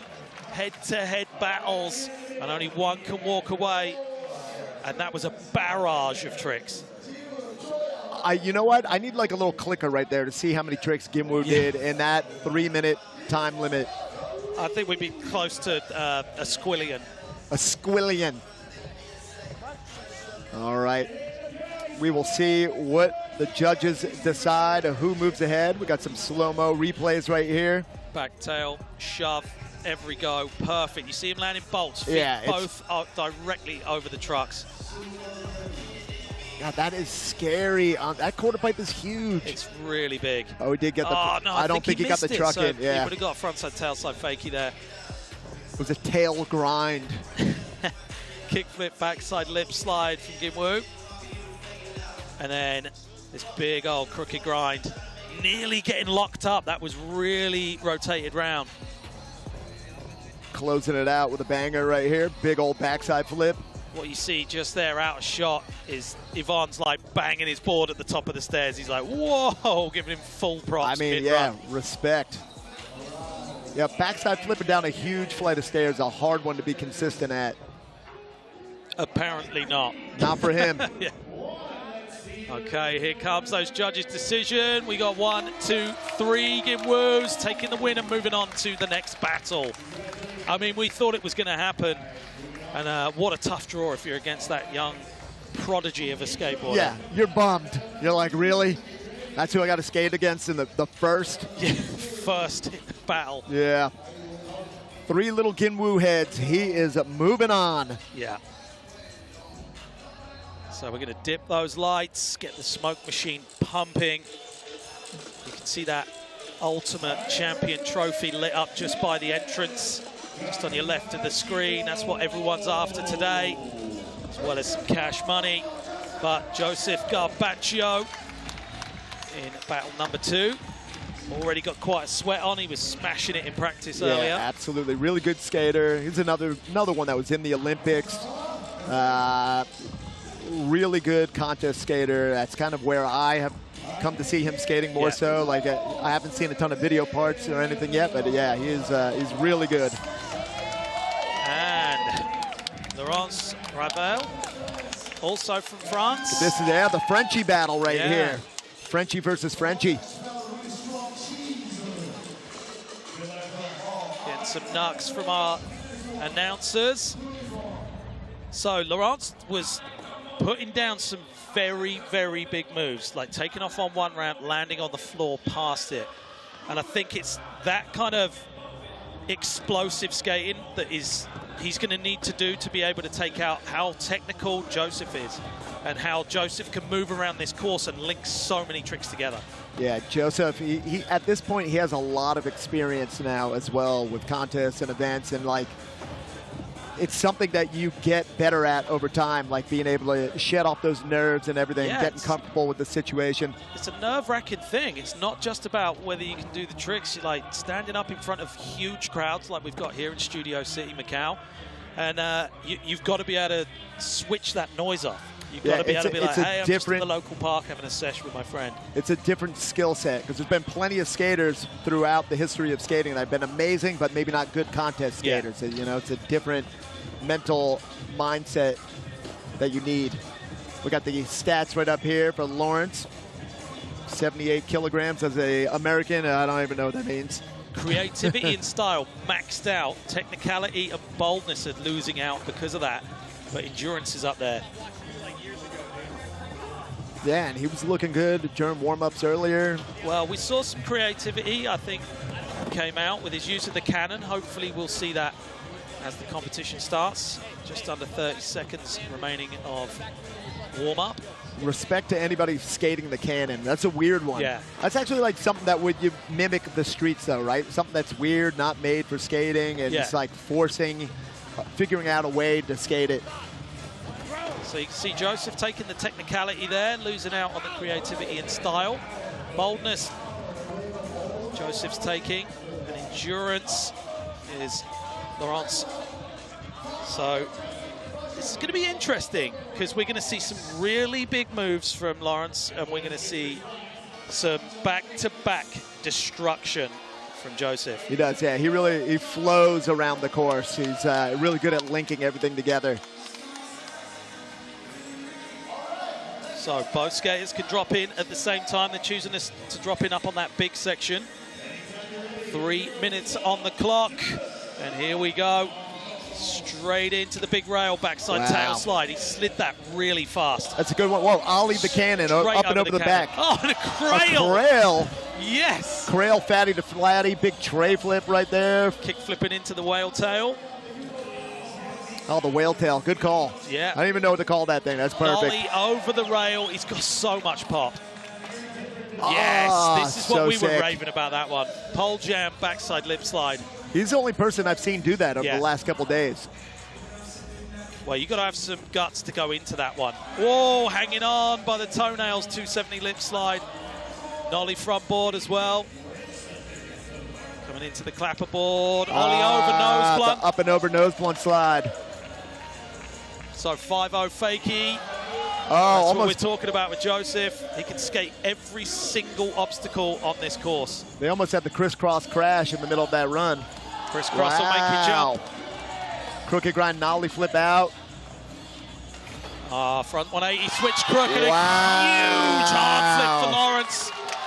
All the way into the car park outside that was. No doubt. Holy flying Frenchman. Wow. Still got. There's still a ton of time. A minute and a half and some left. I feel like so much has happened already. So Iron Legs dropping back in.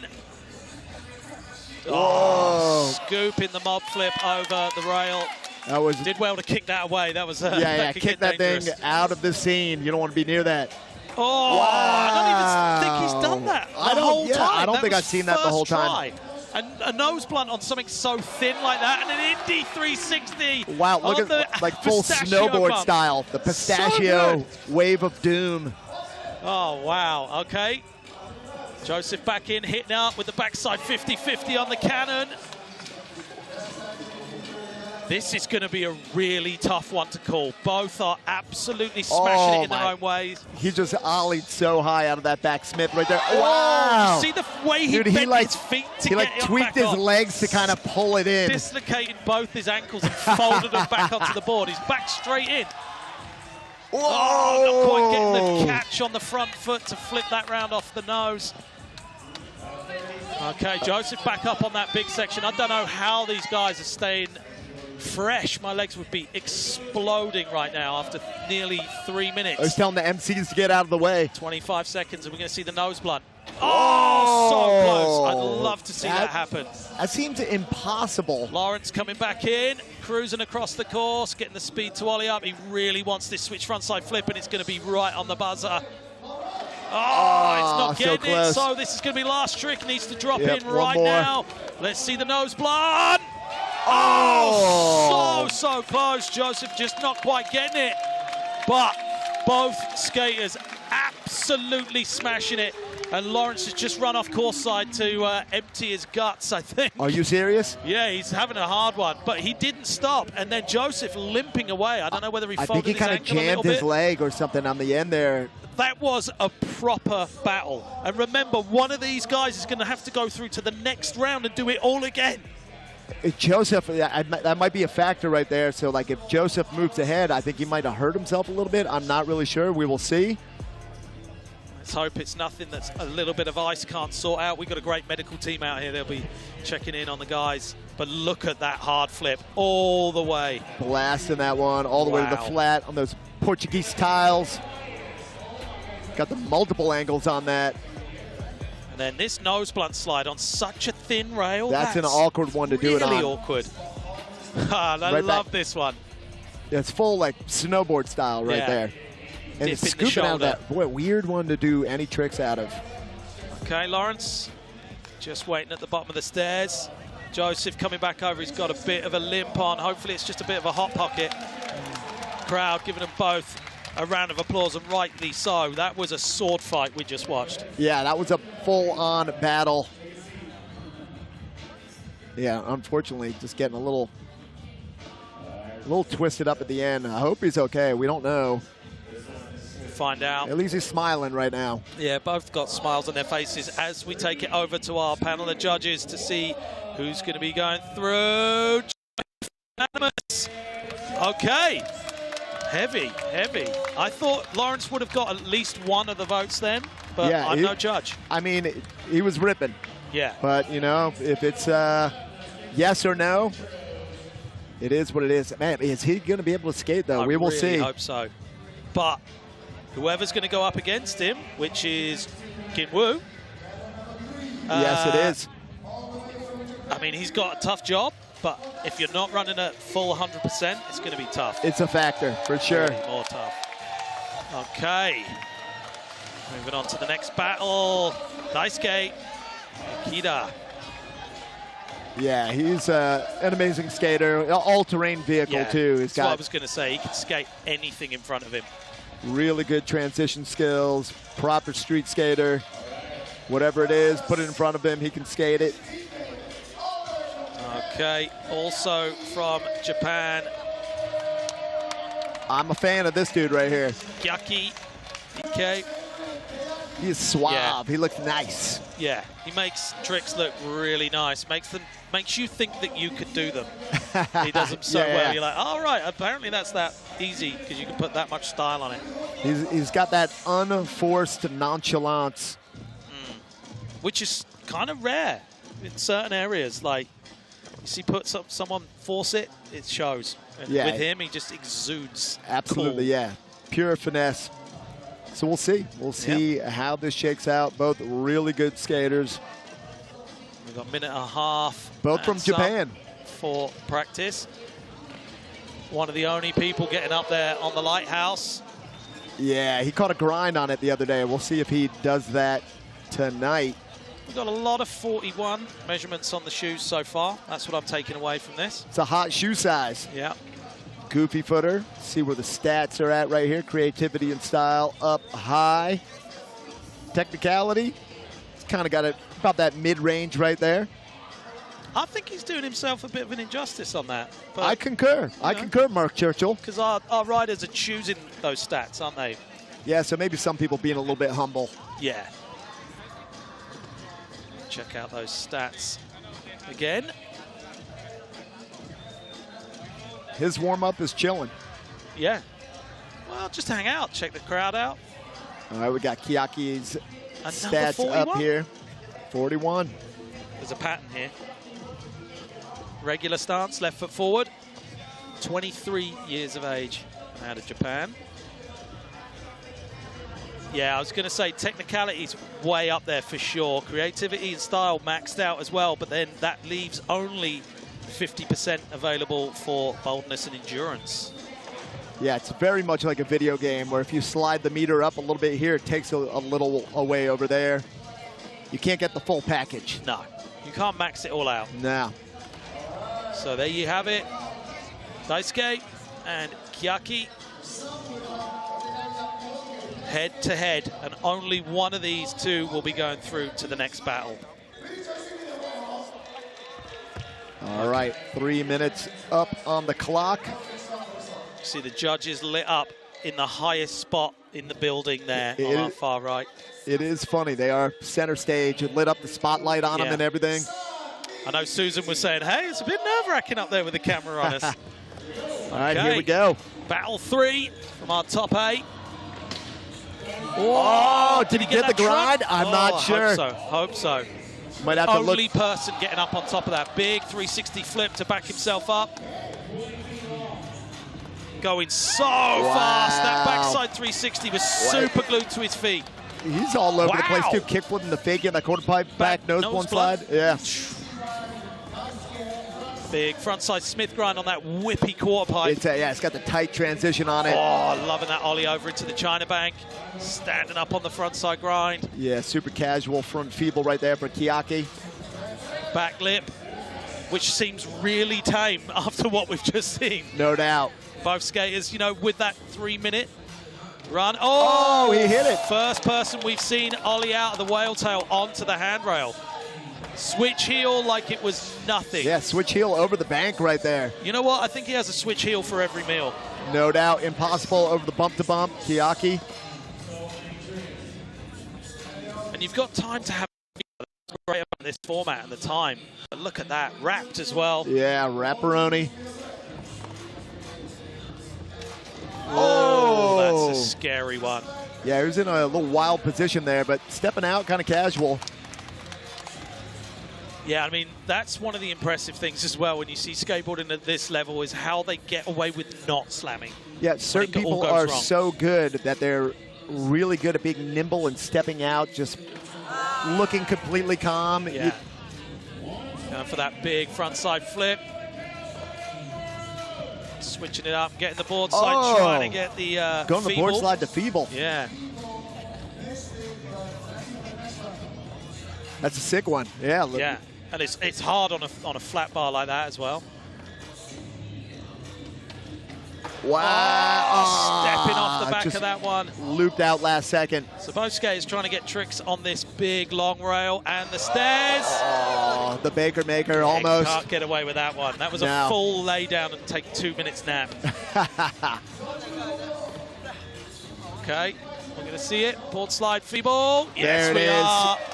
Getting it done. No one else doing that. No, not at all. He's the only one rocking that trick on the rail. Oh, front side flip, and the board is snapped. Who's got a spare? I was going to say, does he grab somebody else's board for now? Kiyake coming back with a switch front side flip over the bump to bump. Well, this is where Kiyake can really take advantage of it and just throw in a few tricks while he's getting a new board. Oh, look, is he being a nice guy, or is he just getting a breath? He's like, yeah, well, I'm surprised he didn't give him his board. Oh, yes. That was sick. Ollie 1 foot, backside lip slide. Yeah, yeah. A Loving scary one right there. Yeah. Oh, how gnarly is that? Get someone else's board and get really close to a front side I would flip never on it. in a million years skate something big and sketchy on somebody else's board. I just know. I'm not doing it. Well, yet again, that was a proper battle. Trick for trick. So much happened in the first few seconds, and then it was like a little bit chill. It did, yeah. I think they went too hard in the beginning, where maybe like getting a little bit gassed, right? Yeah. Yeah, they are dusted right now. They need a little bit of recovery time. Get their breathe on after that head-to-head. I wouldn't know how to pick this one right here. Who's moving ahead? Oh, let's see the replay if he got the grind. Arguable, maybe. Did they see it? Yeah, right there, right on the cusp. I mean, they've got the best view of that, so they'll know. On the precipice. Is that impossible? Another angle on that one. Switch heel right there for Daisuke. That was sick. Chilling on that. The 1 foot back lip. Yeah, loving that one. It's a trick that could maybe look dumb if certain people did it, but he makes it look... You've certainly got to have something about you and your skating to be able to get away with it, yeah. He made it look sexy. Okay, we're going to be taking it up to the judges. Oh, nerve-wracking. It's pretty quiet now in the stadium. At this moment, it goes quiet, right? Everyone's nervous. Yeah, all right, here we go. Oh, okay. All right. Kiyake moving forward. Yep.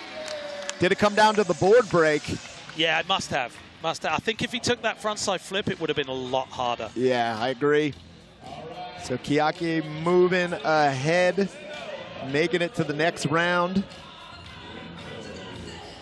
Yep, another 2 skaters to go. Yeah, and these initial head-to-heads. Ooh, dropping the house lights. Dropping the drama. Okay, Remco first out. Quite a production with the smoke machines right here. Out of the Netherlands. Skated really, really well to get here today. In yesterday's first few battles. A lot of really good skaters that come out of the Netherlands. They have good parks there. It's one of the few countries I've never been to. I'm like, they got great parks there. They don't have the best weather out there, so they better have good indoor parks. And then captain of consistency, Richard Turi. Yes. And holder of the heel flip. Out of Slovakia. And a little fun fact for Richard Turi. Yeah. Good buddies with the president of Slovakia. Yes, he is. Peter Pellegrini. Yeah. Apparently they've had adult beverages together and wrestled. Yeah. Yeah, I want to know who won that wrestle. Yeah, yeah. Would you let the president win if you were wrestling him? Surely you would. That would be me versus Donald Trump. Yeah. I might beat him down. Yeah. Just so I could say, yeah. I'd certainly put Starmer in a headlock, that's for sure. So, minute and a half warm up. You can check out those stats. We've just jumped up to the 42 foot size. Oh, we did, Technicality's yeah. up there with Remco. I reckon that's right. And then endurance, second highest stat. But boldness. Even Stephen, the boldness. Should be bold. I'm feeling like Richard's stats is going to have a lot of technicality. Yeah. Kick foot 50-50 for a warm-up, size 42 as well. Just some information that you do or don't need. You decide. Yeah, height, weight. Goofy, yeah, right now foot all forward. of a sudden you got to be self-conscious about your weight. Like, Yeah. am I gained something from the last event? Like, yeah. Technicality maxed out all the way. I mean, Yeah. he knows how to flip and spin his board into a lot of tricks. And I mean, there you go, flipping into the board slide there. Maybe the heel flip game that he's got is something that's, I mean, it's obviously working for him, but he's also got a lot of kick flips. He does, absolutely.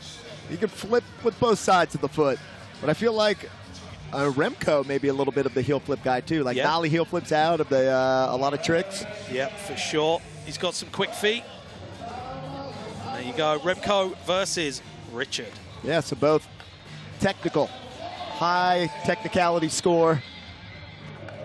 So Richard choosing to start up on that big section. Remco opposite side and opposite corner of the course. We're going to jump into our split screen. You're going to need to focus one eye on one side and one eye on the other side of our screens. 3 minutes on the clock. Riso getting in that familiar heel flip position. Boom, Straight right in, into first it. go. Big spin frontside board slide to Fakey. Fakey shove there for Remco. Coming into the clapper board, frontside blunt slide, solid landing. Kick flipping up the step up. I was saying not too many people were getting away with their flip tricks up that step up, maybe clipping their wheels on the plants. Yeah, you definitely got to get your pop going. Richard, heel flip frontside lip slide. Saw him do that first go in practice earlier. And there it is. No slide nollie heel You out. called it. On the hubba slate. Is he listening in to you? I mean, Saying, yeah, I got knew for he you, had Tim. that. Yeah, the back 360 kickflip. See that replay there? Boom. Richard getting the heel flip lip. Oh, Remco just sticking on a crooked grind. Quick nollie front board right there for Richard Turry. Back round to the slate. Kickflip backside 50-50. And this is the thing. Richard just quietly rattles off so many tricks. He does, yeah. There was a big tray flip right there for Remco over the bump to bump. Richard coming back in to the slate. Heel flip, no slide. The first event ever where I've seen Richard Turry skating without a hat. Yeah, hats off to him. Hats off. Let the follicles flow. Remco. Oh, first go. You see the fist pump, and rightly so. He was hyped on that. No slide, nollie, heel flip out. He is wildly consistent with that one. Looked like he was going for a big flip front board. Needs to get back round and get that done. There's the big spin board slide from Riso. So just over a minute left for these guys.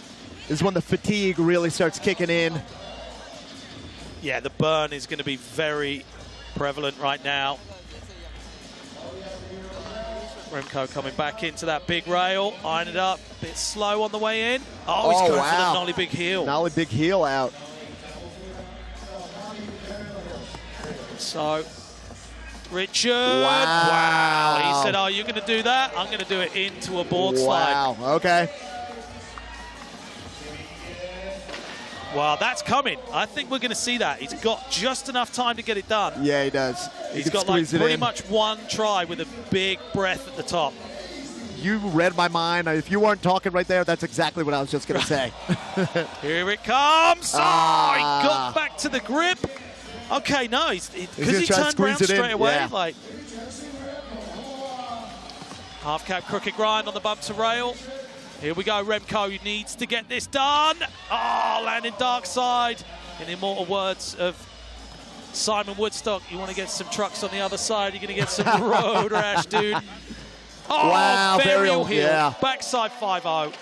Oh, no way. He really deserved to get that. Yeah, absolutely. Super close to it. Fighting for that last trick.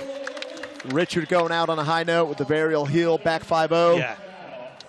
Look, I wasn't sure if Richard was in the zone, but then he sort of regained it. Yeah. I mean, he's a contest master. But you can get inside your own head sometimes, can't you? You know, you start like, if you don't land something, it's hard to switch that off. But these seasoned pros that are on the competition circuit, they know how to just go, nope, that didn't happen, I'm carrying on.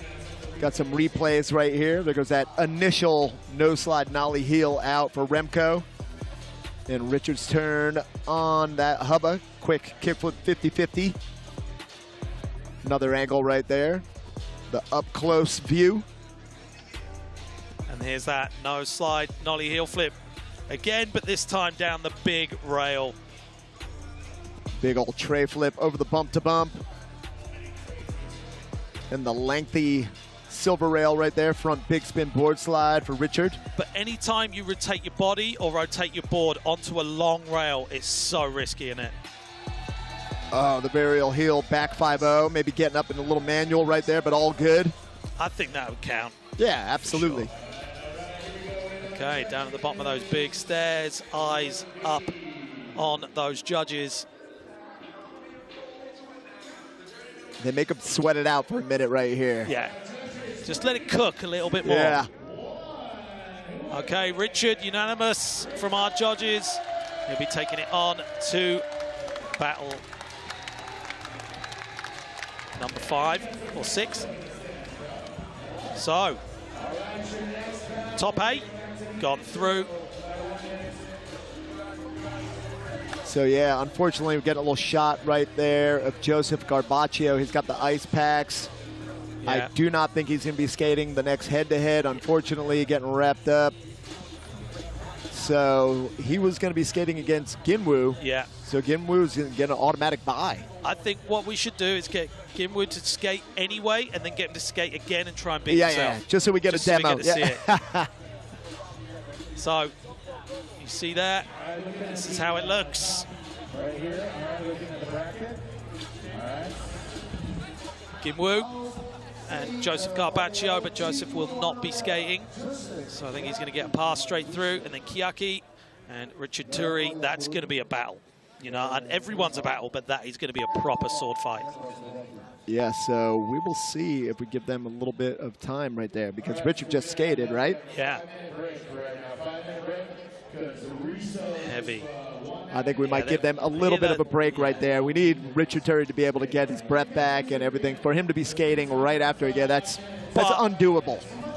Yeah, but at the same time, Richard could probably do it, right? You know? So there's our shot of the amazing course here at Studio City, Macau. Such a great skate park we've got here today. Yeah, you got some unique obstacles, a lot of stuff that you wouldn't see at other contests, so fun event.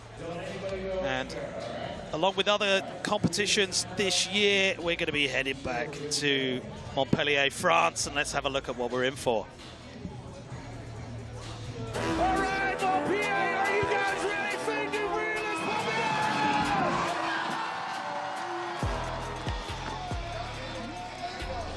There we go. Switch big board.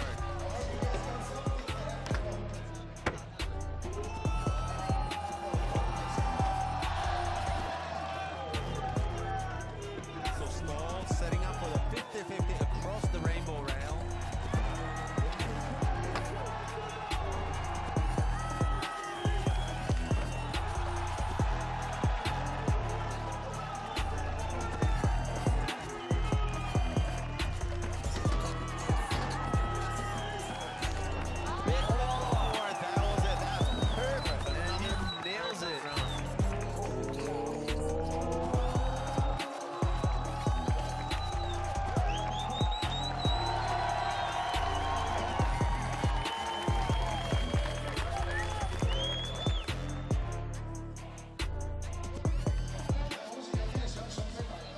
So May 28th to the 1st of June, you know where you want to be. It's Montpellier, France.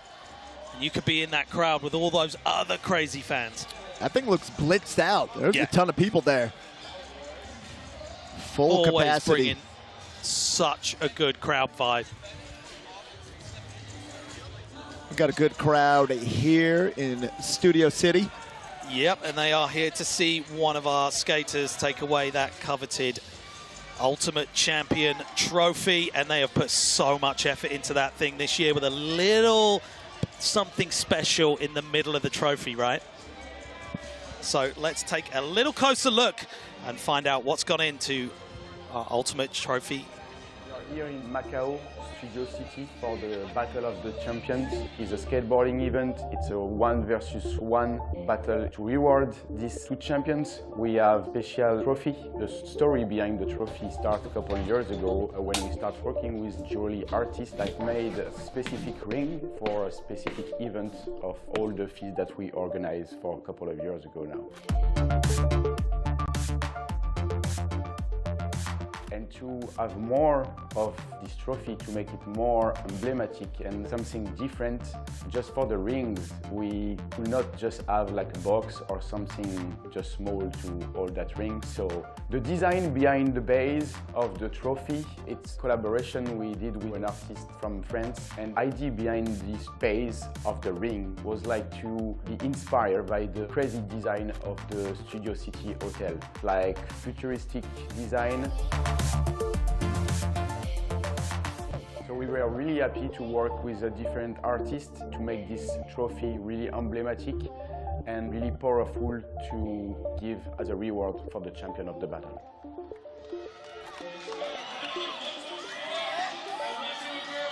Oh, what an amazing thing to go home with. Would you check that into your luggage, or would you take it carry on? I'm definitely not checking it. That thing's, is it glass right there? I don't want that thing being shattered by the luggage handlers, tossing that thing about.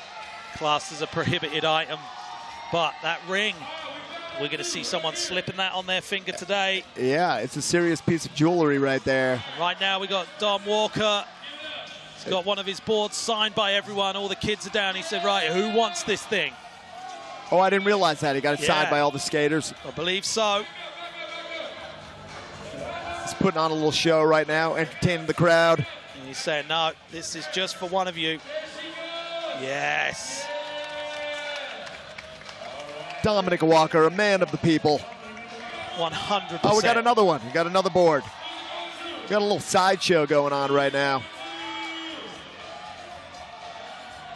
But you get to go home with one of these guys' boards. You're stoked, wouldn't you? Whoa. Oh, let's see what happens. Gonna shred each other apart. Match. Just like Richard and the president.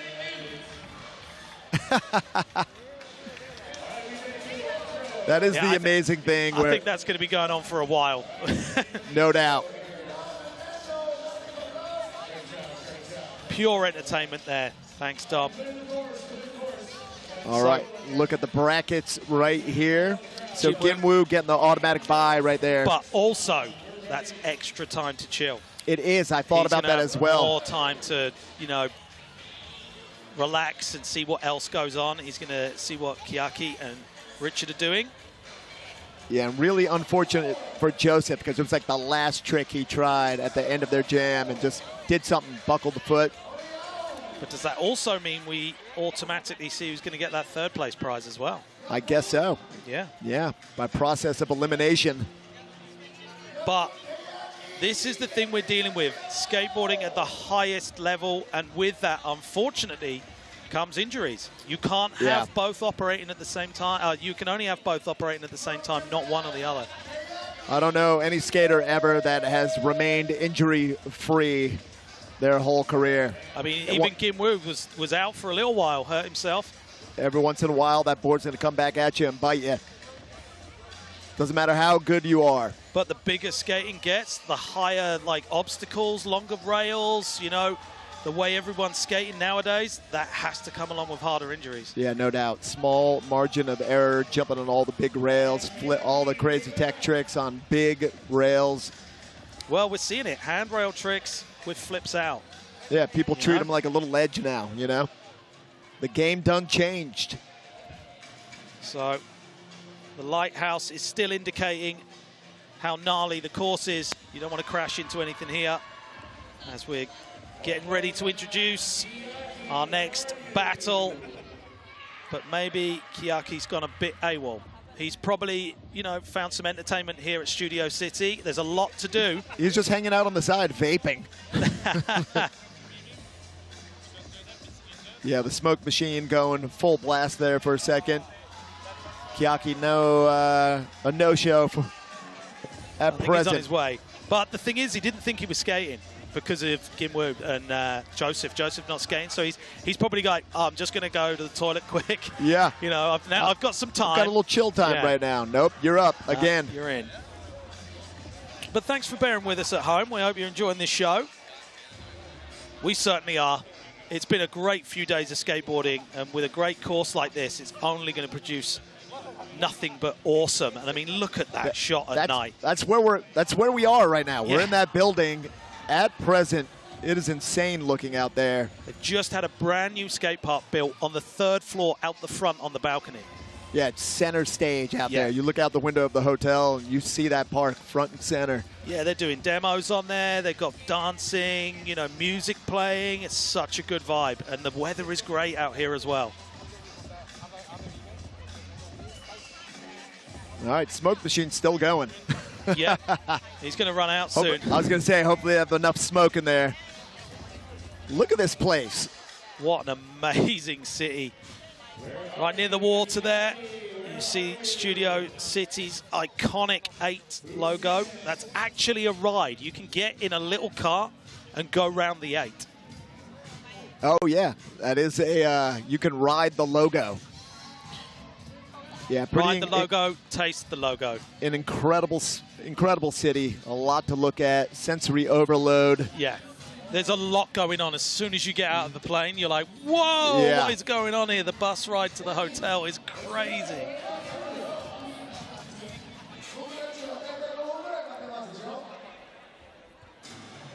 So it looks like he's going to be here. Kiaki is on his way. I mean, this is a classic skateboarding thing, right? Yeah, absolutely. We're on skateboard time. The amount of times you have to reshuffle heats and things back in the day. I just seen him sprint past behind us. He's making his way around the back. Here in the arena, they've announced him like 100 different times, and here he goes. Yeah. This time for real. For real, for real. I think. Maybe. There we go. Yeah. So Kiaki finally making his way in, all the way from Japan, literally. I think he went back to Japan and then came back again. He said he left the kettle on. Okay. Next rider. Been waiting around a little while. Well, that's probably good for Richard right there, since he just skated in the last head-to-head. Needed a minute to get a breather. For sure. And I mean, 3 minutes, you're going to be feeling the burn. It's a long time to skate. And taking it back to how it used to be a little bit. Jam sessions and things back in the day. It was always really good fun. I think it's always good. It's good for the crowd. It's something is always going on. It's good for the skater. If you bail something, you don't feel as much under pressure. You know, it's a little bit looser. And just like a little more realistic to what it's like to be skating at a skate park. You don't just have the park to yourself when you're skating, you know? Never.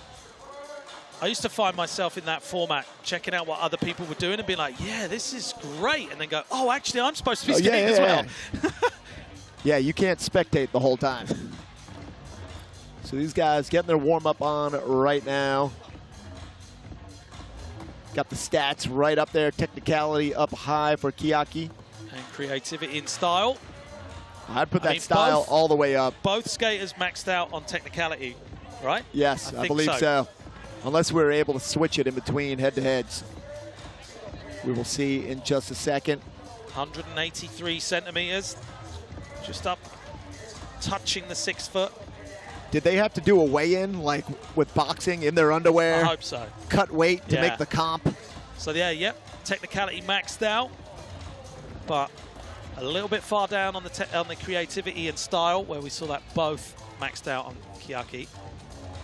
I like these stats. Getting into it. You're feeling it. Yeah. Because it is actually coming across in the skating, right? You're seeing it. Absolutely. But boldness. We've not seen a maxed out boldness. Boldness. I think boldness needs to be voted upon by the other skaters. I mean, I maxed out my male pattern boldness 100%, but not boldness. So Kiaki finally made his way back into the event center here at Studio City Macau, and he is going to be versus Richard Turi to see who's going to be going through to our final today. This is it. Yep, yeah. Whoever wins this moves to the final head-to-head. And skates against the prodigy Kim Woo. The final boss. Literally the final boss. Okay, both starting up on one side. Richard's got that heel flip ready on lock. Heel flip board slide right every into time. it. What's Kiaki got? First trick. Oh, lovely front shove. The kick flip up the Wembley gap. Nice. See how that float then? Just casual, looking light and feathery. Just use the sky hooks, feeble. Wow, that feeble grind went to 50-50 on the side of the stage there, I think. Oh, is that what he just did? Yeah. I was looking over at Richard Turi doing the heel flip front lip on the big rail. Is that nollie front board? Kiaki kick flip up to front side 50-50 Oh, he down did. the He grinded whale on the side of tail. that. Yeah, that thing's full. It's totally metal. Yeah. Fun obstacle. Richard coming back across, kick flip front side board slide, landing bolts on that one. First go right there. Yeah, the board slide to feeble on the big rail. Yeah, it took him a while to get that done last time, but getting it done this time. Heel flip nose slide. So far, this is going to be tough to call. Yeah, I feel like they're punch for punch at the moment. Yeah, they're both super consistent so far. Nice impossible right there for Kiaki. Proper wrapped impossible, Ed T style on that. So Richard taking it back up to the big section. He's very happy to approach that rail again. Heel flip position, and we're going to see the big heel. No. Oh, the front big spin. Yeah, big spin. We know he's got the heel flip version of that as well. Ooh, only person stepping to it that way, going off the whale tail, gap in the crooked grind. The only person all weekend. Yeah. It's big, man. It's sketchy it's looking when we were over on the course. Set away from the side. So you've got an ollie off and a cross over to the crooked grind. Wow. Oh, there's that nollie big spin, backside, tailside, fakie. Here's Richard saying, okay, I got this for you. Good job getting out of that right there. But this is the thing we say, that rail is so long. It's not that high to get on, but if you have to bail, you've got to try and hover past the end of that rail because it's just waiting to grab you. Nose blunt slide right there. So just unlucky. getting the back seat for a second. Looping out. 45 seconds remaining. Richard not quite getting that big spin heel flip board slide like we know he can just do it. He's got almost every go. He's got on the next try for sure. Oh, nose blunt slide. I love that one. That was sick. Switch front 270 front board. So do you think Richard might have seen all this going down and like maybe it got in his head? I mean, he's good right now. He just did the front big spin heel board slide. I gotta imagine he's tired though too, man. Like that's. Whoa! Oh, he was gonna go. I think we're gonna see that varial heel flip 5-0. And Kiaki had jelly legs both right coming there. Back for it again. No, Kiaki's holding it back. Oh, just missing the 50. Do you know what? I think Richard's tired.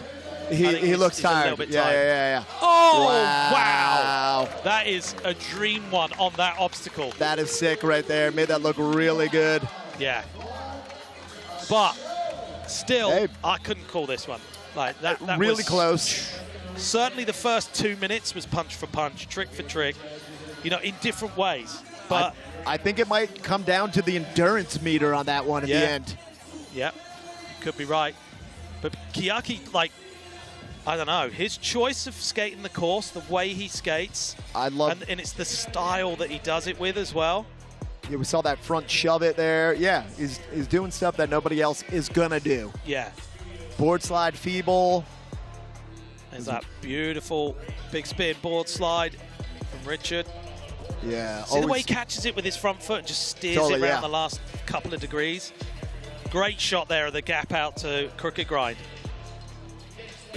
I don't know what the judges are gonna decide, but looking at the slow-mo replays, I'm just seeing like Kiaki really hit everything. Yeah.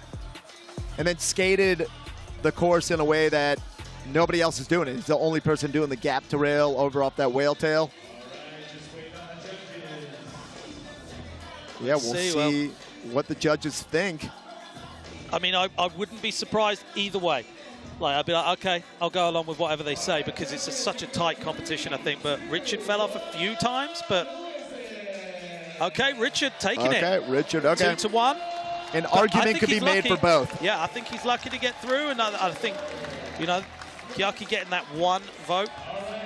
But that means Richard has to skate for a third time, but against Kim Woo. Yes. Who's had nearly about 40 minutes rest. He's had all the rest. That is going to be a nail-biter. But also, Kiyaki gets that third place. He does, yeah. And we're not going to do a third-place battle because, unfortunately, Joseph getting the little foot tweak right there. Get well soon, Joseph, and thank you for your skating. It's been great to see you ripping this weekend, as always. So there you see it, confirmed. Kiyaki taking that third-place position here at the Melco Style Battle of the Champions 2025, organised by Hurricane and Rakuten Sports. It's supported by Red Bull. Well done, Kiyaki, third place. So, next battle, Jinwoo Onodera and Richard Turi. This is going to be tough. Richard's going to be very tired. Absolutely. Slovakia versus Japan. He better rise to the occasion because he's got to make Peter Pellegrini proud. Yeah. It's tongue twister. You know, he's already beaten him in the wrestling. He needs to continue that power. But he is going to have his work cut out against the phenom that is Jinwoo Onodera. Yeah, and I think we haven't seen all of his tricks yet. No. We know that what he's been training before. You know, the backside 360 kick flips, the 540s, the blunt frontside kick flip in. There's a lot that we're privy to seeing that everybody else watching at home has not seen that Jinwoo's been doing here over the last couple days. He's got a heavy bag of tricks, can skate about just about anything in here, and will do more tricks than anybody as well. Pretty much every Japanese skater can skate everything. They can skate a good point. Yeah. Transition and street. They're concentrating a lot more on the street, certainly these guys, but they can do 540s on a vert ramp. It's a different breed of skaters nowadays. Yeah. That was like back in the day, there was only like 2 people that could do that. Danny Way. Maybe it was just Danny Way that was the most all-terrain skater. Maybe somebody like Cardiel. But yeah, these guys are just as good on everything. Transition, street, big stuff, tech stuff. Yeah, and I mean, we certainly got the course to be able to showcase that. You know, the big quarter pipes, we've got that huge lighthouse. You can see it towering away on the right. But some of these quarter pipes are certainly steep, so you can get those scooped airs out like a vert style one. But things like that big stair set, that is a daunting stair set when you stand at the top of it. And to be able to get the speed for it, the run-up's not that long. You can't really get a push in. That would be a bit weird. But to be able to clear those stairs, just like Jinwoo's backside kickflip, that's impressive. Yeah, you got to get the proper pump to clear those stairs. You got to, you know what? You got to look at it from the side in person to see how long they really are. Yeah, not only is this competition impressive, somewhere else that is absolutely impressive and always draws amazing crowds is Montpellier, France. Let's have a look at what we're in for later in 2025.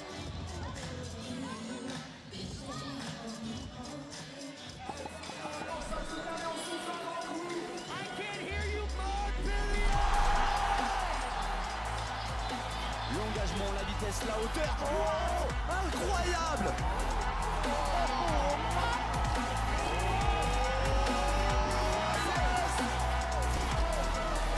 This is what we come to the feast for.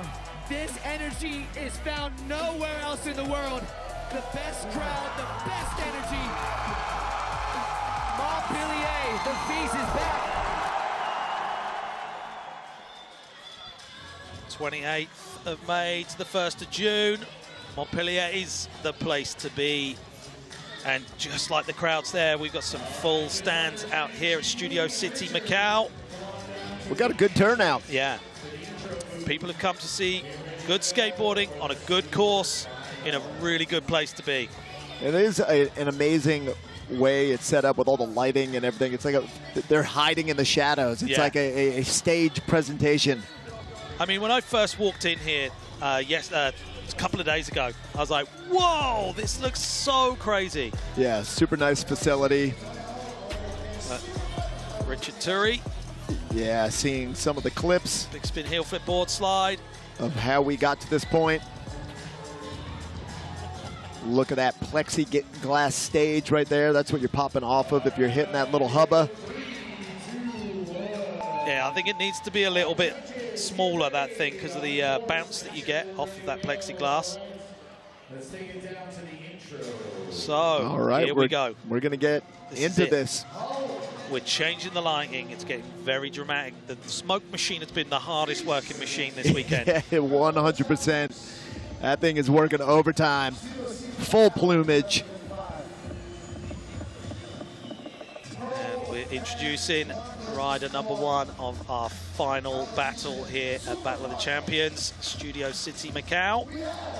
This is our final, all trying to get that Ultimate Champion trophy. Yeah, all comes down to this. Last head-to-head. Who will reign supreme? We're moments away from finding out. We're hoping that Kim Woo hasn't done a runner, or Richard. Might be on the phone to the president. A few hints and tips. Just talking to his bud. Yeah. Shout out to Petr Pellegrini of Slovakia. Richard Turi says, what's up? So does Tim O'Connor. And so does Tim O'Connor. Let's hang. Let's do lunch. Okay, here we go. Kim Woo, Onodera. The youngin' coming back into the mix. The favorite as well, I would say. Only 15 years of age. He's completed skateboarding twice. Dude, yes. In one run. Yeah, yeah. Okay, rider number 2. You've seen him twice already. And just took the win on that last round. We've got Slovakian Richard Turi, aka Riso Turi. Yeah, we'll see if he's able to dig deep and have the stamina to hang against skating against the whippersnapper. Yeah. I mean, Richard's not old, but, you know, Jinwoo is young. He is 15. He is 15. In stereo. So 2 minutes warm up on the course. I don't know if Richard's going to wear himself out even more, but he looks pretty poised, comfortable. Yeah, I would take it easy. I think energy is your best bet right there. Keep it tame during the warm up right now. Yeah. Just got the stats right here for Kim Woo. Yeah, he's got them all matched pretty even, Steven, right there. But again, I'd have that technicality boosted all the way up. That recognizable headband. Kim Woo. Richard Turi stats here. Yeah, Kim Woo's got his own unique fashion going on. 31 years of age. Shoe size 42, going back on that one again, but stance is goofy, that's right foot forward. And then, yeah, you see that technical stat completely maxed all the way full to the brim, but creativity and style is sacrificed. Boldness. He knows about boldness. He does know about boldness, and he does seem like he's taking it easy right now, just saving his energy for the 3 minutes. I think that's a wise decision. Last 30 seconds of practice. Who are some famous skaters that have worn tights for skateboarding? Well, Nigel, of course. Nigel will do it. Maybe Christian Hosoi, spandex back in the day. Hosoi. I don't know if he did the full pants. Maybe just did the spandex under the shorts and whatnot. Yeah.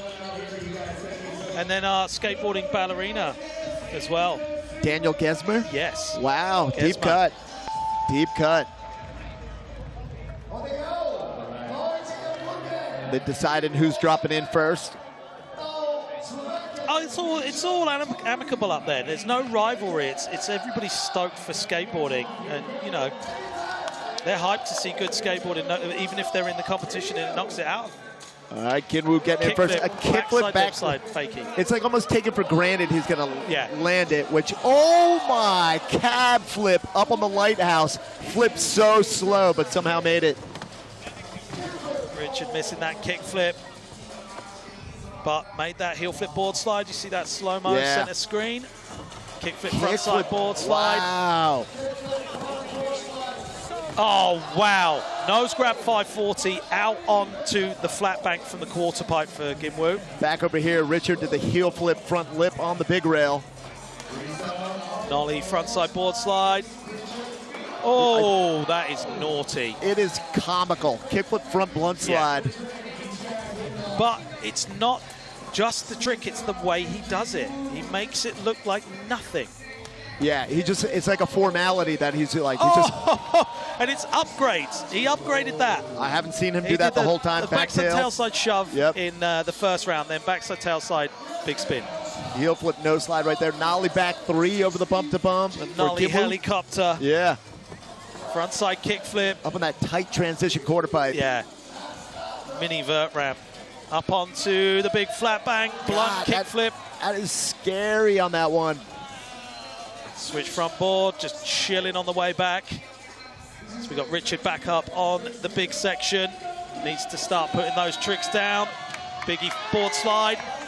Yeah, we're just past the halfway point right there. Oh my! Wow. Jumping Jehoshaphat's. Front blunt slide, varial flip out. Ginwoo, feeble grind on the bump to bar.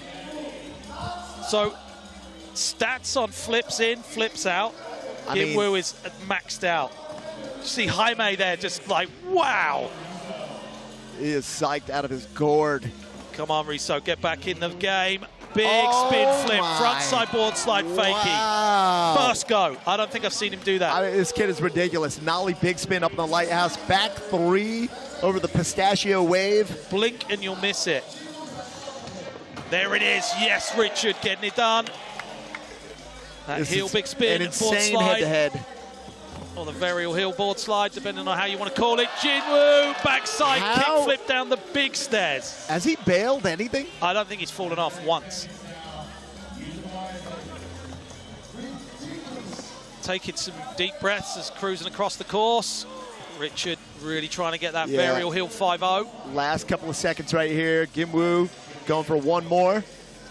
He's saying out the way, coming through. Where's he going? Backside 360 kickflip. Are you kidding me? That's the last thing he does at the end of that 3 minutes of skating. How can you have the energy to do that trick at that point of the competition? 3 minutes non-stop, That is back to back. Bananas right there. Wow. Incredible. Absolutely incredible skateboarding. Back-to-back tricks from both skaters, but fair play to Richard coming out. He's had to skate earlier on both rounds. And Ginwoo, got one round he got a bye. Yeah, and he was chilling. Yep, extra time to chill. Save that energy. He doesn't even look out of breath, Tim. No, he's ready for another 3. Yeah, let's do another 7 minutes, I think. Look at the stall on this. Cup of tea. Kickflip in, fakie. Dude, yeah, it's insane. And every time, just like, he just doesn't bail anything. Back 3, and it was all those little things that he chucks in between the tricks. He can just chuck in a little trick here and there, and it boosts that score up, but... Huge backside flip. Yeah, those big boy tricks like that. Wow. Big flip front board to fakie. Got the token short shorts. And then this is where it all finished. Backside 360 kickflip out off of the side of the quarter pipe onto the flat bank. I honestly can't believe he had the energy to do that at the end. And Richard, varial heel back 5-0, perfect. He got that right at the end. Yeah. That must have been literally at the same time as Ginwoo. Well. Who's it going to go to? That was something. That really was. I think, as much as I love Richard, I think Ginwoo's going to take it. You know, the amount of tricks he did, flip in and flip out. You know, varial flip out the front blunt. Perfect. There we go. Unanimous decision there. Kim-Woo Onodera is our Battle of the Champions 2025 winner. And he'll be taking away that Ultimate Champion trophy. Yeah, let's hook the kid up. Get him jeweled up. Yeah, get that ring on. I'm sure there's a jewelry store up in here too if you need to get that thing resized immediately. Studio City's got everything for you, and this is what he's going to be taking.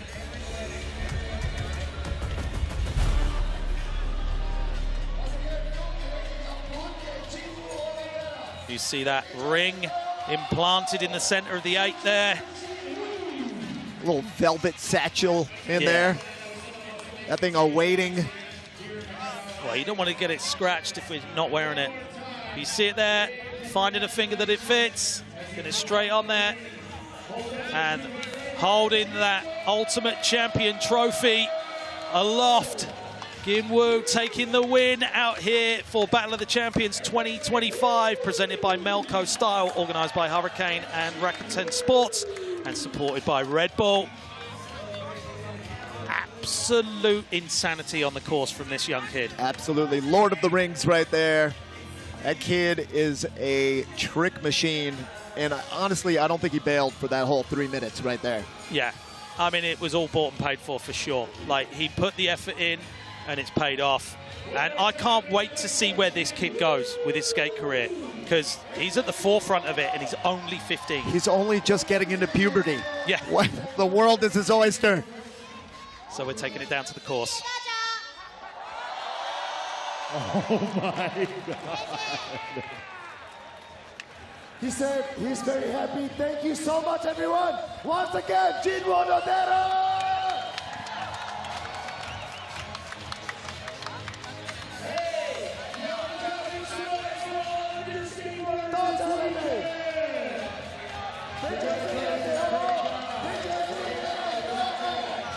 Yeah, holding that ring aloft. I think he's also sweating diamonds right now. Yeah. I mean, it is hot here in the event center at Studio City. But yeah, skating in a hoodie as well. But yeah, that was well-deserved. Great moments down on the course. Saying thank you very much. Here's the ending slate there for you. So we saw Richard go through. Kim-Woo had to go through because Joseph couldn't skate. Get well soon, Joseph. And then going head-to-head with Richard Turi, taking that Ultimate Champion trophy. Congratulations to Kiyaki getting that 3rd place as well. Absolutely, yeah. Everybody killing it here at the Battle of the Champions. Incredible event. Love it. Unique obstacles, unlike any other event that you're going to go to.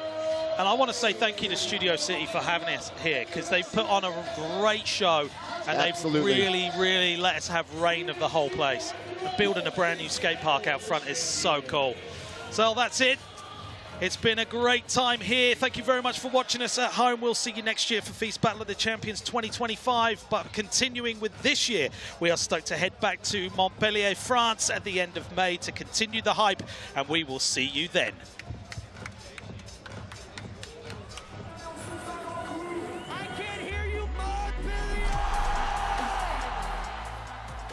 L'engagement, la vitesse, la hauteur. Oh, incroyable!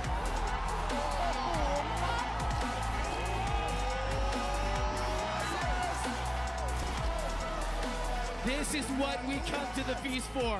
This energy is found nowhere else in the world. The best crowd, the best energy. Montpellier, the feast is back.